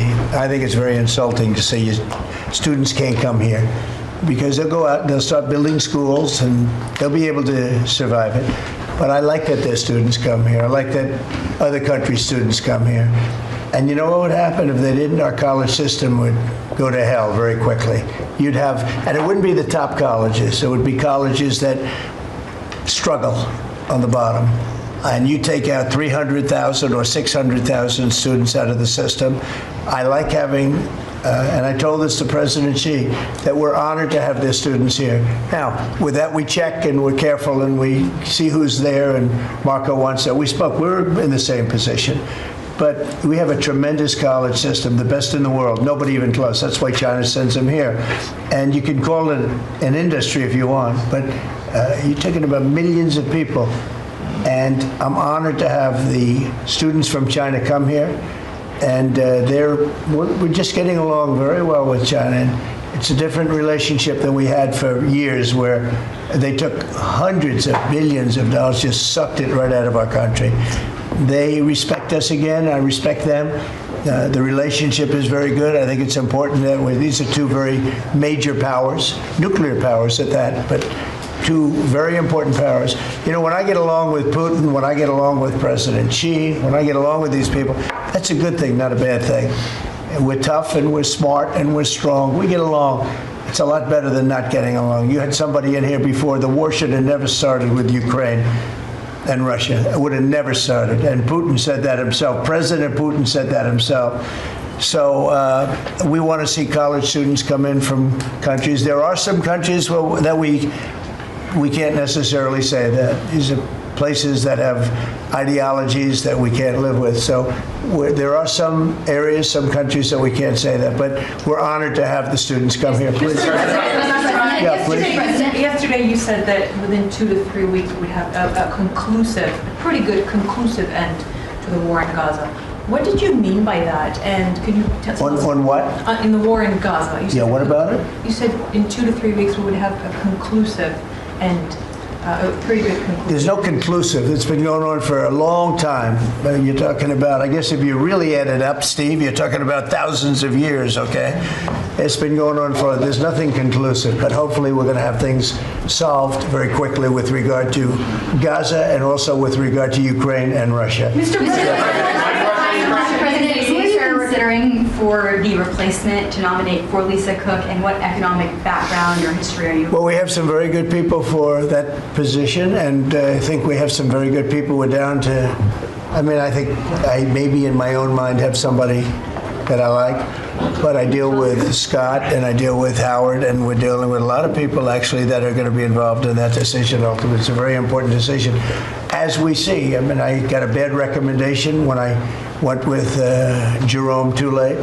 He's too late. His nickname is Too Late, costing us a lot of money, hurting the housing. Our housing industry is good, but it could be phenomenal. Most of this country, in economic terms, has been phenomenal. We've never seen anything like it. Because of him and his high interest rates, the housing is less than it could be. We're going to get that straightened out very quickly. He gets out very quickly, fortunately. He's been the wrong guy. Not a bad person, I don't think, but I do think he has motives, by the way, but I don't consider him. I've dealt with worse. but he hasn't done the job. The recommendation from a certain person was not a great recommendation. That person vouched for him, but we're doing a very careful study. We'll see what happens. Look, we just put a very good man in one position. We might switch him to the other. It's a longer term and pick somebody else, but we're very happy with the person we have in there. And we'll have a majority very shortly, so that'll be great. Once we have a majority, housing is going to swing, and it's going to be great. People are paying too high an interest rate. That's the only problem with housing. We have to get the rates down a little bit, and when we do, it's going to be a tremendous difference. The country is doing so well. It sort of blows through the fact that we have a man who's too late and not doing a very good job. Please, in blue. Mr. President, regarding crime in D.C., something that might help especially ladies is being able to carry. I know you've talked about reciprocal carry. Would you like for that to apply here in Washington, D.C.? When you say carry, I assume you're talking about carry what we're talking Concealed right? or, yeah. In other words, carry a gun. Is that right? Would you like to carry a gun? I would like to, yes, sir. You'd feel a hell of a lot better, right? I absolutely would. I agree with you 100%, okay? Okay, great. But I'll tell you, within another couple of weeks, it's hard to believe what's been accomplished in 12 days, but within another couple of weeks, you won't have to carry. You're not going to have to carry. You're going to be safe. People are safe now. The turn has gone fast. I knew it was going to go fast, but this turn has gone really fast. And within a month or two, this is going to be one of the safest places in the country. I have no doubt about it. And we'll do an extension. We'll work with Congress, or I could declare an emergency, but I don't think that's going to be necessary. We'll work with Congress. We're going to be working with Congress. I spoke with our great speaker, and I will be speaking to John Thune. And we're getting tremendous support from Congress, especially maybe here. Everybody wants to see our capital be great. Could say be great again. You know, it's such a beautiful place, but if you have crime, nothing looks beautiful. So, but you won't need to carry a gun, but if you do, Well, I would like it's to gonna be have your the choice. option, just in case. Well, a lot of Sir, people feel that. Also in other blue cities, you've got Karen Bass in Los Angeles, Brandon Johnson in Chicago. It seems to be very popular here, the fact that people can walk around, go to restaurants, shop, not have to worry about their safety. If blue city mayors oppose those efforts in their cities, do you anticipate that Democrat voters are going to take it out on them at the ballot? I think so. I think that crime is going to be a big thing. And we are the party, the Republicans are the party that wants to stop crime. We're against crime. The Democrats like crime. I don't know why. I mean, we talk about common sense. I think I got elected on talking about common sense, the border. We have to have a wall. We don't want transgender for everybody. We don't, as I said before, we don't want to have men playing in women's sports. I mean, you see the difference, weightlifting. Take a look at weightlifting. Take a look at long distance running, where a runner came in 5 hours and 14 minutes ahead of another runner, both champions. One male, one female. It's not fair. It's demeaning to women. It's so bad. But they have another one, and I think this is the beauty of them all, crime. They're against crime prevention. You can't do that. You can't do that. And I think to myself, I say, is there some game? You know, they're smart people. Is there anybody that could cheat like that in elections is smart, okay? And there's never been in history anybody that could cheat like that. They're smart. They're brilliant in many ways. I say, is there some trick to this? When they say, Trump is in Washington, D.C., stopping crime. He's a dictator. And people are being mugged like your brilliant associate here. I don't know how you're alive. I mean, based on that story, you got very lucky. He didn't just go, all he had to do is this, right? And, you know, it's pretty amazing. Was it So we have something. I think we have two things. I think what Bobby was talking about with respect to drug prices is unbeatable. Nobody else could have done it but us. And I think that I think crime will be the big subject of the midterms and will be the big subject of the next election. Think of it. They are, instead of saying, Trump's right about crime, it's really bad in Chicago. You have a guy in Illinois, the governor of Illinois, saying that crime has been much better in Chicago recently, and Trump is a dictator. And most people say, if you call him a dictator, that if he stops crime, he can be whatever he wants. I'm not a dictator, by the way, but he can be whatever he wants. I think it's going to be a big subject for the midterms, and I think the Republicans are going to do really well. They called it a trap. This Democrat consultant, they said, he's put him in a trap again, because these are all traps. 80-20, but they're not 80-20. They're almost 100-0, all these issues.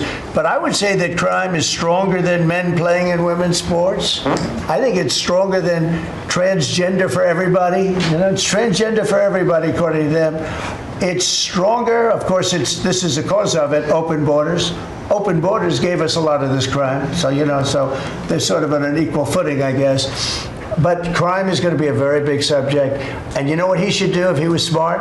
Illinois or New York, if they want, or Gavin Newsom, they should call me and they should say, we've got a problem. We could solve with this team different players, but work the same way, because you'd leave them here. You don't want to take them out and let it go to hell. Everybody's so happy in Washington. I bet you walked over here today and you had no fear. Nobody has any fear anymore for the last 12 days. But it would be so smart. Gavin Newsom called me up, say, you know what, we have a big problem. We have the Olympics coming up. We want to do well. We have tremendous problems on crime and other things, and would love some help. Chicago in particular, maybe right now. I mean, it's a disaster. It's a disaster. We could solve their problem in, it's bigger than this, let's say 2 months, okay? Working with their police. I know their police very well. I have a big project in Chicago. I was so proud of it. It's the best site in Chicago. I got it. Nobody else got it. I was happy as hell. That was when I was a real estate guy, and I got it. The Sun Times site, they call it. And I built the building. It's a great building. And I'm so embarrassed when I see the kind of crime stats coming out there. So embarrassed. And if I were a governor, a Democrat governor, or mayor, or anybody having to do, I'd call up President Trump. I'd say, President Trump, we need your help. We saw what you've done in D.C. in a period of 12 days. This is 12 days. We haven't even started. This is going to be so safe. It's going to be the safest place on earth. And we'll do the same thing in Chicago. But I'd like to be asked, as opposed to just going in and doing it. Because, when you go in and do it, then they start screaming, oh, he shouldn't be here, we don't need him, we're doing so well. And then the better we do, they take credit for it. So it's really pretty unfair. Mr. President, Yes, go ahead. crime, for a lot of victims like myself, a big concern is long-term sustainability. Can you share with the American public about your plan in ensuring that DC is safe in the long term? Longer term, yeah. Well, it's a great question. Number one, we want to stay there for longer than 30 days, as you know. We have an absolute mandate, and I can extend it, but I'd rather not have to declare a national emergency, because by that time, right now there's not an emergency. We've done, as you sort of said yourself, it feels like a different world. We've got under arrest and prosecution, and we've taken some, and we're in the process of taking hundreds out of our country that shouldn't be here. And these are hardcore professional criminals. They were born to be criminals, in my opinion, but they're seriously bad people. Murderers, drug dealers, you know them all. You see them all as you walk beautifully to work, and every once in a while somebody puts a gun to your head, because that's what happened in your case. We're getting a lot of them out of the country. We're putting a lot of them in prison because we're afraid to bring them out of the country. They could come back. As good as we're doing, they could come back. We don't want them back. And that's going to solve a lot of it. We also think there should be a presence here for long enough. We should also work with our police department, because you have very good police here, very good. We're working very well with them, by the way, and we have to work together for a while. We have some people that are very tough and very strong working with the police. They're going to be able to handle it. And you know what? If it gets a little bit bad, just a little bit, I'll bring them back in and we'll straighten it out and we'll make it perfect. You're going to be so safe in the city. And you're going to have the city beautified. We're going to be giving out, we're working with Clark, as you know, construction. They're the biggest. They're working with me also. We're building a beautiful ballroom for the White House. They've been after it for 150 years, employs a lot of people. It's going to be as beautiful a ballroom as has ever been built. And Clark is the big builder in this city. They've done, I guess, a majority of the good work, the big work. And we're working with them on the beautification, the fixing up of the roads, the fixing up of the medians, between the roads, so cars don't wrap into each other. They wrap into. I have one piece sitting on the ground for weeks. This was a year ago when I had to come in, unfortunately, for fake court cases. And I looked at the condition. We have it fixed up a lot right now. You know, the tents are removed and a lot of things have taken place. But I'd come into this city and I'd say, boy, does it look bad. The filth on the roads, the medians were broken and always laying down and nobody would fix them. And all of that, well, we're going to have new medians. We're going to have a nice topping put on the road. We're not going to rip the roads apart and start a construction project that lasts for 2.5 years as they rebuild the road, which they don't have to do. And we're going to have this place so beautiful. That's going to be a part of it. Now, the biggest part is crime, but it's also a part, when you see a dirty city, it's like I told, I don't know, it became the #1 thing viral. I said my father is a smart guy, he's a great guy, he's a loving, wonderful father, but he could be a little on the tough side. He told me that, son, when you walk into a restaurant and you see a dirty, filthy door going into the restaurant, don't go there because the kitchen's dirty also. When they see a dirty Capitol, the rest of the world, they lose a lot of respect for our country. This Capitol is going to be so beautiful. We're going to have new poles, new lights, new fences. It's stuff that when you add it up, it's money, but it's peanuts compared to what we're talking about. And we're also going to have great safety. Mr. President, I wanted to ask you on crime and also a question on foreign policy that maybe other officials can weigh into. And on crime, Iris shared her story, and you mentioned, people going. That was a terrible story because I'm just amazed she's here. When the gun is when the gun is put to the head. Did they ever capture these people, by the way? I kept calling, but I haven't heard back about this guy. It'd be really great if you could maybe give the information. She's very good at capturing people, She's very good. If you could give that information to Pam, would be great. Would you do that? Yes, we'll do. You'd love to see them. I would assume you'd like to see them captured. For sure. You can't, you just can't. For years. Yeah, take a good look at that. Go ahead. So go ahead. Just a few weeks ago, I was out to dinner with my husband, and we're taking the metro back, and then we get attacked on the metro. They're throwing things. Some teenagers, they're throwing liquid at us. Oh, they're throwing things. They throw. How about where they chop down the granite curbs and the concrete curbs? But the granite curbs so expensive. Those granite curbs, nobody uses them because they're so expensive. And you see a guy chopping them and handing out big chunks of them like a brick because they couldn't get in because people were stopping them from walking out. A little bit unusual when you're walking with a bag of bricks. Generally speaking, Sean, that's not a good sign. It's not a good sign. But they now come in with hammers. They can disguise a hammer. They start pounding the concrete and the granite, and they hand out chunks. And those people take those chunks and start throwing them at cops, or they stand on the top of bridges and they drop them down into the windshield of your car, and you get killed running into a light pole. It's those days are over. I wanted to ask you, Governor Hochul, Kathy Hochul, said that she spoke to you on the phone, and you said you might send National Guard troops to New York. You mentioned that. So will you? I'd love to do it if she'd like. I get along with Kathy. If she'd like to do that, I would do it. You see, look, New York has difficulty like other, and I don't want to make this I want to make this like friendly.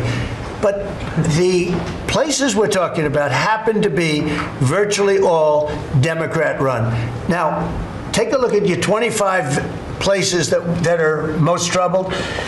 Everyone, except maybe one, and it's way back in number 24 or 25, but essentially 25 out of 25 are run by Democrats, and cashless bail was a disaster. When they did that, and I believe it was instituted first in New York, but when they did cashless bail, that was a tragedy for this, because that's when it really started getting bad. When somebody kills somebody, you don't say you can come out, you don't have to put up anything. You put that person in jail and you find out whether or not it's true, but you don't give cashless bail with a promise to come back in a couple of months, we'll start talking to you. Because they go out and they kill other people, and you can't do that. The cashless bail has been, it's just a woke thing. It's got to stop. You see that, Christy, better than anybody. It's got to stop. It causes unbelievable, and we're doing that. We're stopping it in D.C. I would love to have the governor of Illinois call me and say, look, we have a problem in Chicago. We will stop that problem in Chicago in 2 months, maybe less, 2 months. We'll stop it. These are tough cookies we have working for us. These are tough cookies. These are not politically correct soldiers. That I won't go into definitions of what that means, but these are not politically correct soldiers. These are rough guys. I watched it last night. I see it. I saw them the other day when we went down and we spent some time together with them. These are tough cookies. These are not people that you're going to laugh at and spit in their face and they're not going to do anything about it. And these people, they're afraid. These gang members who are bad people too. These are bad. These are just bad people. Ours are bad. But they're bad in a good sense, right? You don't understand that, Scott? And we can solve Chicago in 2 months. Now, then, as per your statement before, we have to keep it going, and we'll be able to keep it going. The first thing you have to do is get it down. We are very close to being at that position in D.C., and within a month, we will be, within a month from when we started, which is quicker than I thought. You're going to feel very, very safe. I think you feel very safe right now. But I would love it to have these governors, mayors call me and say, we'd like to invite you into our community because we have a problem and you can handle the problem and we can't. One other thing, sanctuary cities, they should be terminated. They're sanctuary for criminals. They're safety and security for criminals. They are very, very bad. And all of these places have big sanctuary cities, and all they're doing is protecting criminals. Okay. About Lisa Cook. You have spoken out very strongly for a long time about what you see as the weaponization of government. Yeah. Is your administration weaponizing government by digging into the mortgage records of officials you don't like? No, they're public. I mean, you can find out those records. You can go check out the records yourself. And you should be doing that job, actually. You wouldn't do that because that's not the kind of reporter you are.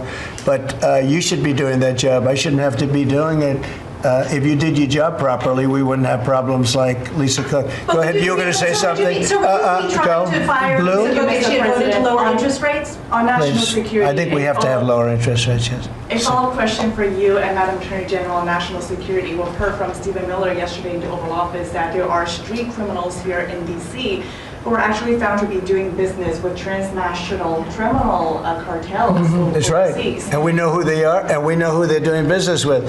And we're arresting the people, very strongly arresting, and we're keeping them there because, your laws here make it very difficult. And one of the other laws we're trying to get done, because you have 14-year-old kids that are just as tough as a 25-year-old kid, just as dangerous, and they carry the same gun. And we have to make a provision where they're treated like older people because these are seriously tough, bad. They're children, but they're criminals, and they're really bad criminals. And they're used by older people because they never get charged because you can't do anything to them. But we are getting that change, Pam, I hope, because you have 14-year-old kids that are evil, they're sick, and they have to be put away. Something has to be done because you can't have a society where they're allowed to walk the street. You know that better than anybody. On your way to Alaska. I can't believe it. You're not tired holding that? I have a few more questions. How strong are you? How strong are you? Look at him. He's been holding that thing for 3 hours. You're a good fisherman. Well, I should give that a shot. Go ahead. On the way to Alaska, you had mentioned that there would be severe consequences if Vladimir Putin did not agree to a ceasefire. After that summit that was rolled back, given the negotiations, is he back on the clock now? I want to see that deal end. It's very, very serious what I have in mind if I have to do it, but I want to see it end. I think that in many ways he's there. Sometimes he'll be there and Zelensky won't be there. It's like, who do we have today? I got to get them both at the same time. but I want to have it end. We have economic sanctions. I'm talking about economic, because we're not going to get into a world war. I'll tell you what, in my opinion, if I didn't win this race, Ukraine could have ended up in a world war. We're not going to end up in a world war anymore, but it would have ended up possibly in a world war. That would have been they were ready to trot. But just like India and Pakistan, we're going to end up in a nuclear war if I didn't stop them. You know, it's sort of strange. I saw they were fighting. Then I saw 7 jets were shot down. I said, that's not good. That's a lot of jets, you know. $150 million planes were shot down.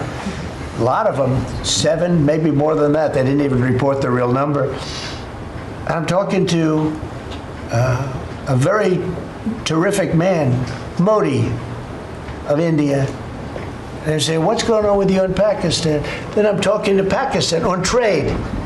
I said, what's going on with you in India? And the hatred was tremendous. Now, this has been going on for a hell of a long time, like sometimes with different names for hundreds of years. But I said, what's going on? I said, I don't want to make a trade deal. No, we want to make a trade deal. I said, no, I don't want to make a trade deal with you. You're going to have a nuclear war. You guys are going to end up in a nuclear war. And that was very important to them. I said, call me back tomorrow, but we're not going to do any deals with you, or we're going to put tariffs on you that are so high. You were there, Howard, right? Yep. You're going to put tariffs on you that was so high, I don't give a damn, your head's going to spin. You're not going to end up in a war. Within about 5 hours, it was done. It was done. Now, maybe it starts again. I don't know. I don't think so, but I'll stop it if it does. We can't let these things happen. The Russia-Ukraine situation, last week, 7,012 soldiers, 7,012 soldiers died. They were Russian, they were Ukrainian, they weren't American, so a lot of people would say, what do you care? They're not American. I care. They're 12,000, over the last couple of weeks, over 12,000 people died in like in 2 weeks. You know, we're talking about crime where somebody's killed here or somebody. Think of it, you have your son leaving Russia, leaving Ukraine, their little house, wherever they live with their parents, they're waving goodbye, just like our parents would wave goodbye. And they're waving goodbye, son. And then a week later, his head's blown off in a stupid war by a drone, a whole new form of military problem. So, no, I'd like it to stop. I want to get it to stop. And it will not be a world war, but it will be an economic war. And an economic war is going to be bad. And it's going to be bad for Russia, and I don't want that. Now, I have to also see, because not everybody, you know, Zelensky's not exactly innocent either, okay? You know. It takes 2 people to tango, and I say it all the time. You got to get them together. I get along with Zelensky now, but we have a much different relationship because now we're not paying any money to Ukraine. You know, stop that. We're paying money to ourselves. What's happening is NATO is buying all of the equipment and paying in full. But even with that, forget about that. I want to get it stopped because it's a lot of lives that are being lost. Every week it's 7,000, 5,000, 6,000. I get the reports, and I see battlefields. I'd rather not see them. And you know, you read about Gettysburg. You read about Gettysburg, and you see, you know, those 600,000 people. But in that war in particular was really bad, like 150,000 or something, just dead body. I'm seeing the same. I see pictures. I see satellite pictures of heads over here, arms over here, legs over here. And this is like a modern age. It's no different than the worst wars that I've ever seen. And if I can stop it because I have a certain power or a certain relationship, I had a very good relationship with President Putin. Very, very good. That's a positive thing again. And I think I'm probably the only, Steve Witkoff would tell you I'm the only one that can solve it. I don't know, he's told me that a few times, unless he was saying that just to build up my ego, but it's not really. I have no ego when it comes to this stuff. I just want to see it stop. Thousands of young people, mostly young people, are dying every single week. If I can save that by doing sanctions or by just being me, or by using a very strong tariff system that's very costly to Russia or Ukraine or whoever we have, but I stopped 7 wars. And 3 of those wars were going on for more than 30 years. If you look at Congo, if you look at, just look at any of them, almost all of them were going on for an extended period of time. Now, interestingly, one had just started. It was 2 days old. And you know that one. And we did that one when we were in Scotland negotiating. It was 2 days up where there were 2,000 dead bodies laying on the border. And I got that one stopped too. And I'm very honored by that, but the one that I thought would be the easiest is turning out to be the hardest. That's President Putin and President Zelensky, but I think I'll get it done. Why do you think You never know. It's war. Can you stop the family? With war, you never know, right? War's very tricky, very horrible, but with war, you never know. Things change. People go into war, think they're going to win the war, and then they get their asses kicked. And they lose their country, and they lose millions of lives. Nobody goes into a war thinking they're going to lose. They go in. I'm sure that Ukraine thought they were going to win. It's going to be, we're going to win. You're going to beat somebody that's 15 times your size. Biden shouldn't have let that happen. Biden shouldn't have. The man was grossly incompetent. He should have never been there. That would have never happened. But you don't go into a war that's 15 times your size. The Fed just put out a statement saying that Lisa Cook has indicated through a personal attorney that she'll promptly challenge this action in court, seek a judicial decision that would confirm her ability to continue. That's all right, whatever it It is. says the Fed will abide by any court decision. Thank you very much for reading You abide that. by a court decision. I abide by the court, yeah. I abide by the court. Yes, please. It's enough. It's enough. Mr. Go ahead. President, what other companies are you thinking about taking stake in? Well, we didn't take a stake in the sense that it was reported. Everyone said, I bought a stake in Intel. No, I got it for free. I said I was with is that correct statement? Howard was there. Absolutely correct. Scott knew all about it. They came in, a man was charged with something by a very good person. Senator Cotton made some statements about the gentleman that was running Intel. When he came in, and I said some rough things about him, I said, I'm not happy with it, and they called, and he was very devastated at what I said. I said he should immediately resign. And he came to see me, and I was very impressed by him, actually. And he made a mistake, or factors happened where something like this could have taken place. In the meantime, his board was staying by him. And I said to him, and took about, I would say, less than 45 seconds. I said, you know what you should do if you're smart? Give the United States of America 10% of your company. And he looked at me and he said, I'll do that. I said, I just made $11 billion for the United States. And we made the deal. I didn't pay, we didn't write a check. Now, I guess Biden, with his stupid CHIPS Act, handed money to all these people that didn't need any money. Yeah. It didn't do anything. They're giving billions of dollars to everybody. They all have so much money, and they have more money. But there's no commitment that you had to build. They just took all this money. It's the stupidest thing I've ever seen. See, with tariffs, they have to come in. Because if they don't come in, they can't sell into our country. So it's power, and you don't have to give up any money. But I said to him very simply, I'm glad we're straightening this out, because everyone thinks I bought in. No.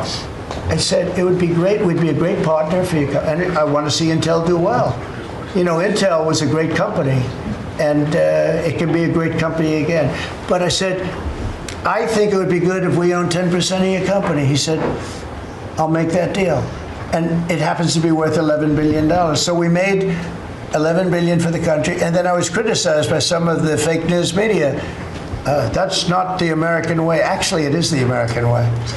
Now, if I can help other countries or do those deals with others, I would do that. I think it's great. It's good. Builds up our balance sheet. Let me tell you, our country is becoming very rich again. You don't see it.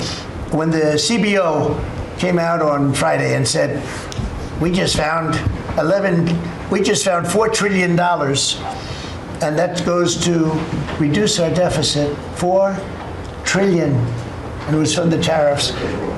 Our country is becoming very, very rich again. I hope you get used to it. You're going to have to get used to it. In addition to reducing the deficit. Any update on your previous talking about potentially giving Americans a tariff rebate check? Well, we have a lot of money coming in, rebate check for the Americans, and it's coming in at tremendous numbers. Don't forget, I would say, Scott, we probably are talking about right now 50%, maybe even less than that. With all the money you're hearing is coming in, you're talking about, a lot of it hasn't kicked in yet. And when it really kicks in is in 2 years when these plants are built and opened and the money starts pouring in, right? But, there's a concept of making you could call it a dividend, as we would say, making a dividend to the people in this country who have had to suffer through stupid leadership. And they paid a lot of taxes and they got nothing for it. Or they got attacked like you were, okay, for it. No, there's a possibility. Primarily, we want to pay down debt, but there's a possibility that we take a piece of it and make a dividend to the people. Mr. President, I have a question for Steve Witkoff, if I may. Yeah. This past weekend, Sergei Lavrov was saying that Putin will not sign a peace deal with Zelensky because Russia views him as illegitimate. Just wondering if the Russians have been relaying this to your team, if they view Zelensky, as a leader worth signing a peace deal with, if they will. Doesn't matter what they say. Steve can answer, but I can answer too. Doesn't matter what they say. Everybody's posturing. It's all bullshit, okay? Everybody's posturing. Steve, do you have a different answer? I agree with you, sir. In New York City, there are 500 people short of the police departmental police. In New York City, it's 3,000. In Chicago, it's 1,300. Would they have had to bring in troops from the National Guard if the police departments in this country were fully staffed? Defund the police. How bad did that turn out for America? It's an interesting question. I was surprised when I heard how many police were here. It's not a really big area. And I think they said they're down to 3,200 police or something like that. I said, that's a lot of police. And I was a little bit surprised because to me that's a big force. And it's not a big area, but it is what it is. There's a lot of crime. You have don't forget, you have a lot of police that weren't allowed to do their job. When I came in, as you remember, we made tremendous strides in a little conflict that we had going at the time because I allowed our military to make the decision. I said, you can make any decision you want. I gave it to the colonels in the field. I gave it to the captains in the field. You remember that, where everything went through Biden, meaning one of the people, and everything went through Obama before him. Everything went through. They had to make the decision as to whether or not to attack the Taliban. So they'd find 30 people together. They'd call up Washington. And they'd go to a political hack who knew nothing about it. My first night, I got that same call. They called me, and they said, I got a call at 3 o'clock in the morning because I listened to their system, and they were calling me, and they were asking me whether or not they could attack a group of people having to do with what war I'm talking about. And I said, I know nothing about this. Wait a minute. And then I said, who is he? Let me speak to the people calling. They're calling from Afghanistan. And I said, let me speak to the people. I want to speak to them. And it was a colonel. I said, where'd you go to school, Colonel? I went to West Point, sir. Were you a good student? I was, sir. I was a very good student. So you're calling the White House to ask for permission to attack, and by the time you get the answer, how long does it take? Sometimes 2 or 3 weeks. So by the time you get the answer, the people that you want to attack have already left, right? He said, how did you know that, sir? I said, let me ask you, so you're a good student, you went to West Point, and you love the military, right? Yeah. You make the decision. And I gave all those guys that went to all these great schools, and they're all military people, I gave them the right to make their own decision, and we kicked ISIS's ass. Don't forget, ISIS was supposed to take 5 years to terminate them, and we had a man named Raisin Kane, who happens to have done the whole thing in Iran. He's a great general, and he's a wonderful guy too, believe it or not, but he's a great soldier. We let them do their work, and we defeated ISIS. We defeated everybody. Every fight that we had militarily that I had, I won. and I let these great soldiers do some make a mistake, I guess, but like this colonel, I'll never forget it. Where did you go to school? I went to West Point, sir. I did ask him a question. I like good students as opposed to bad students. He said, I was a good student, sir. And I said, you do what's necessary. And, I don't want to sound overly vicious, but he wiped out the entire group of very bad people that want to kill us. So you have to let them do their job. In Washington, they're not allowed to do their job, okay? They're not allowed. You have great police. You have great police, but they're not allowed. Hello. Go ahead. On Congress, Mr. President, would you be open to a year-long continuing resolution? I'm always open to whatever is necessary. Look, here's the problem in Congress. You have Democrats that will never vote for anything. I could say that we're going to lower your taxes by 50%. We're going to guarantee you free cities, safe cities. Nobody will ever get touched, molested, beat up, shot in the head. We're going to give you the greatest country ever. We need your vote. And they won't vote. And they do it in unison. The only thing they do good is cheat on elections and unite. You know why they unite? Not because they're good or they're loyal people. They unite because they're afraid. They're afraid of the radical left.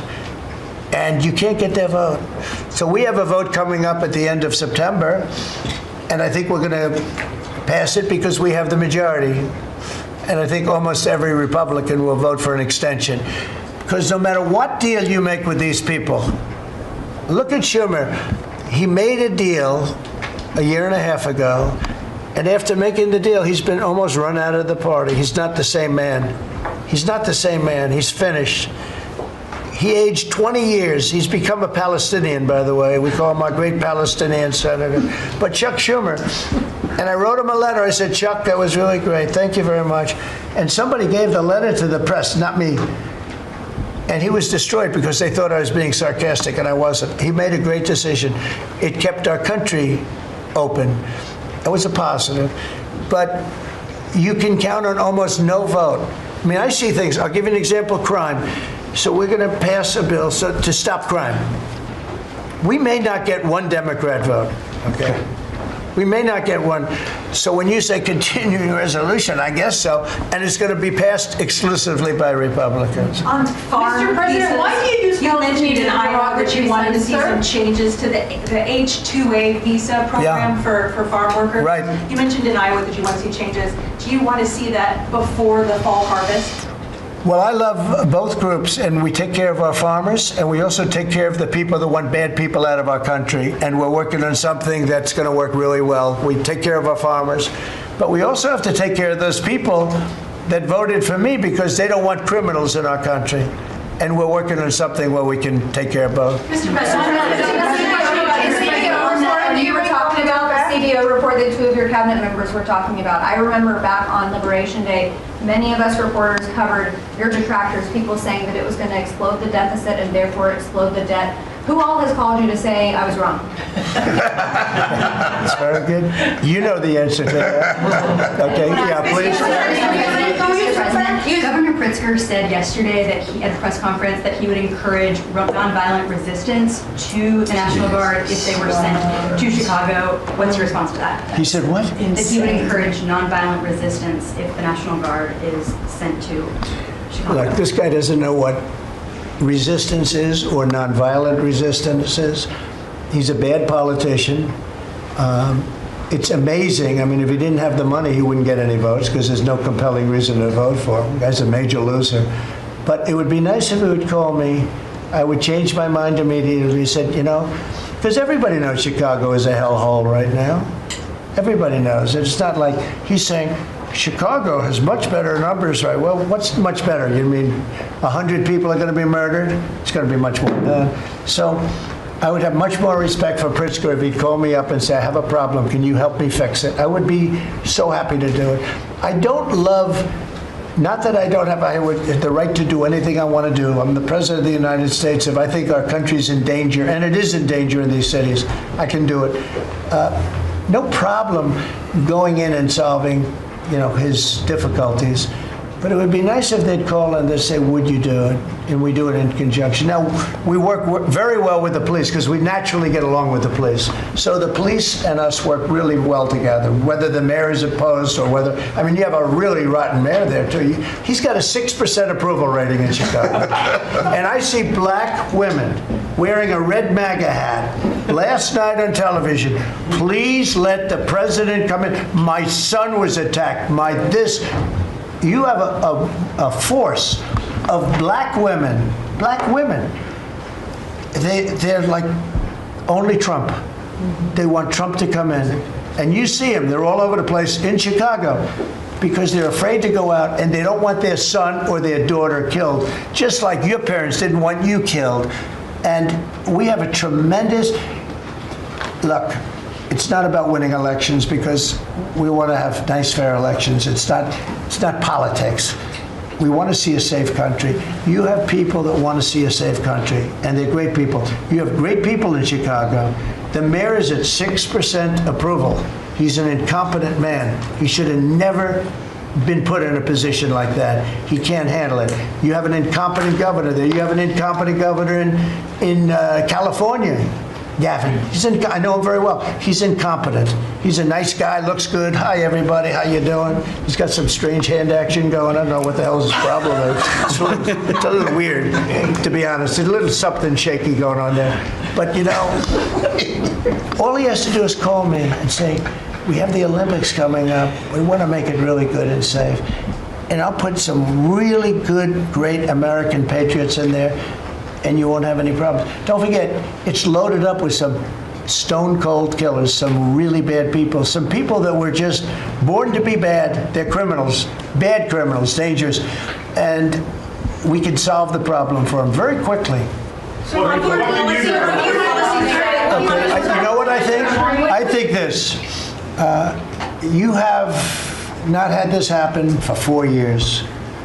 You sat and you'd ask one question to Biden, and it was always the ice cream question, right? What flavor ice cream do you like best? I like vanilla. And that was the end of the conference. I think now we've done enough. These people are very busy. I want to just thank, this is the greatest, this has never been done before. First of all, a cabinet meeting was sacred. You'd never let the fake news media in. But the fake news media isn't all fake. A lot of it is, but it's not all. I think it's a great thing. I think maybe it's going to be done in the future. I hope it's going to be done. But you really get the word out. I mean, we had, each one of these people spoke. I think each one, if I thought one of them did badly, I would call that person out. I would say, Christy, what the heck are you doing? No, but no, seriously, you have a very talented group of people. They get along, they work along together, and there's something really nice about just, the openness of what we're doing. It's government. It's an open government. That's what we are. And we haven't made too many mistakes. Maybe we'll, but we haven't made too many mistakes. We've called it right. And I think you can be very proud of your country. We are a respected country again. We are really, right now, respected at the highest level, and we're doing great. And we're a very rich country again, very rich. And that's a good thing, because when we're rich, we can take care of poor. And that's what we're doing. And we're taking care of crime. And I hope, just in finishing, I hope that Illinois, I hope that New York, I hope that California, I hope they call me and they say, I'd love to have you come in and help us out. I will be a totally different person with them. I will respect them for doing it. Thank you all very much. Thank you, everybody.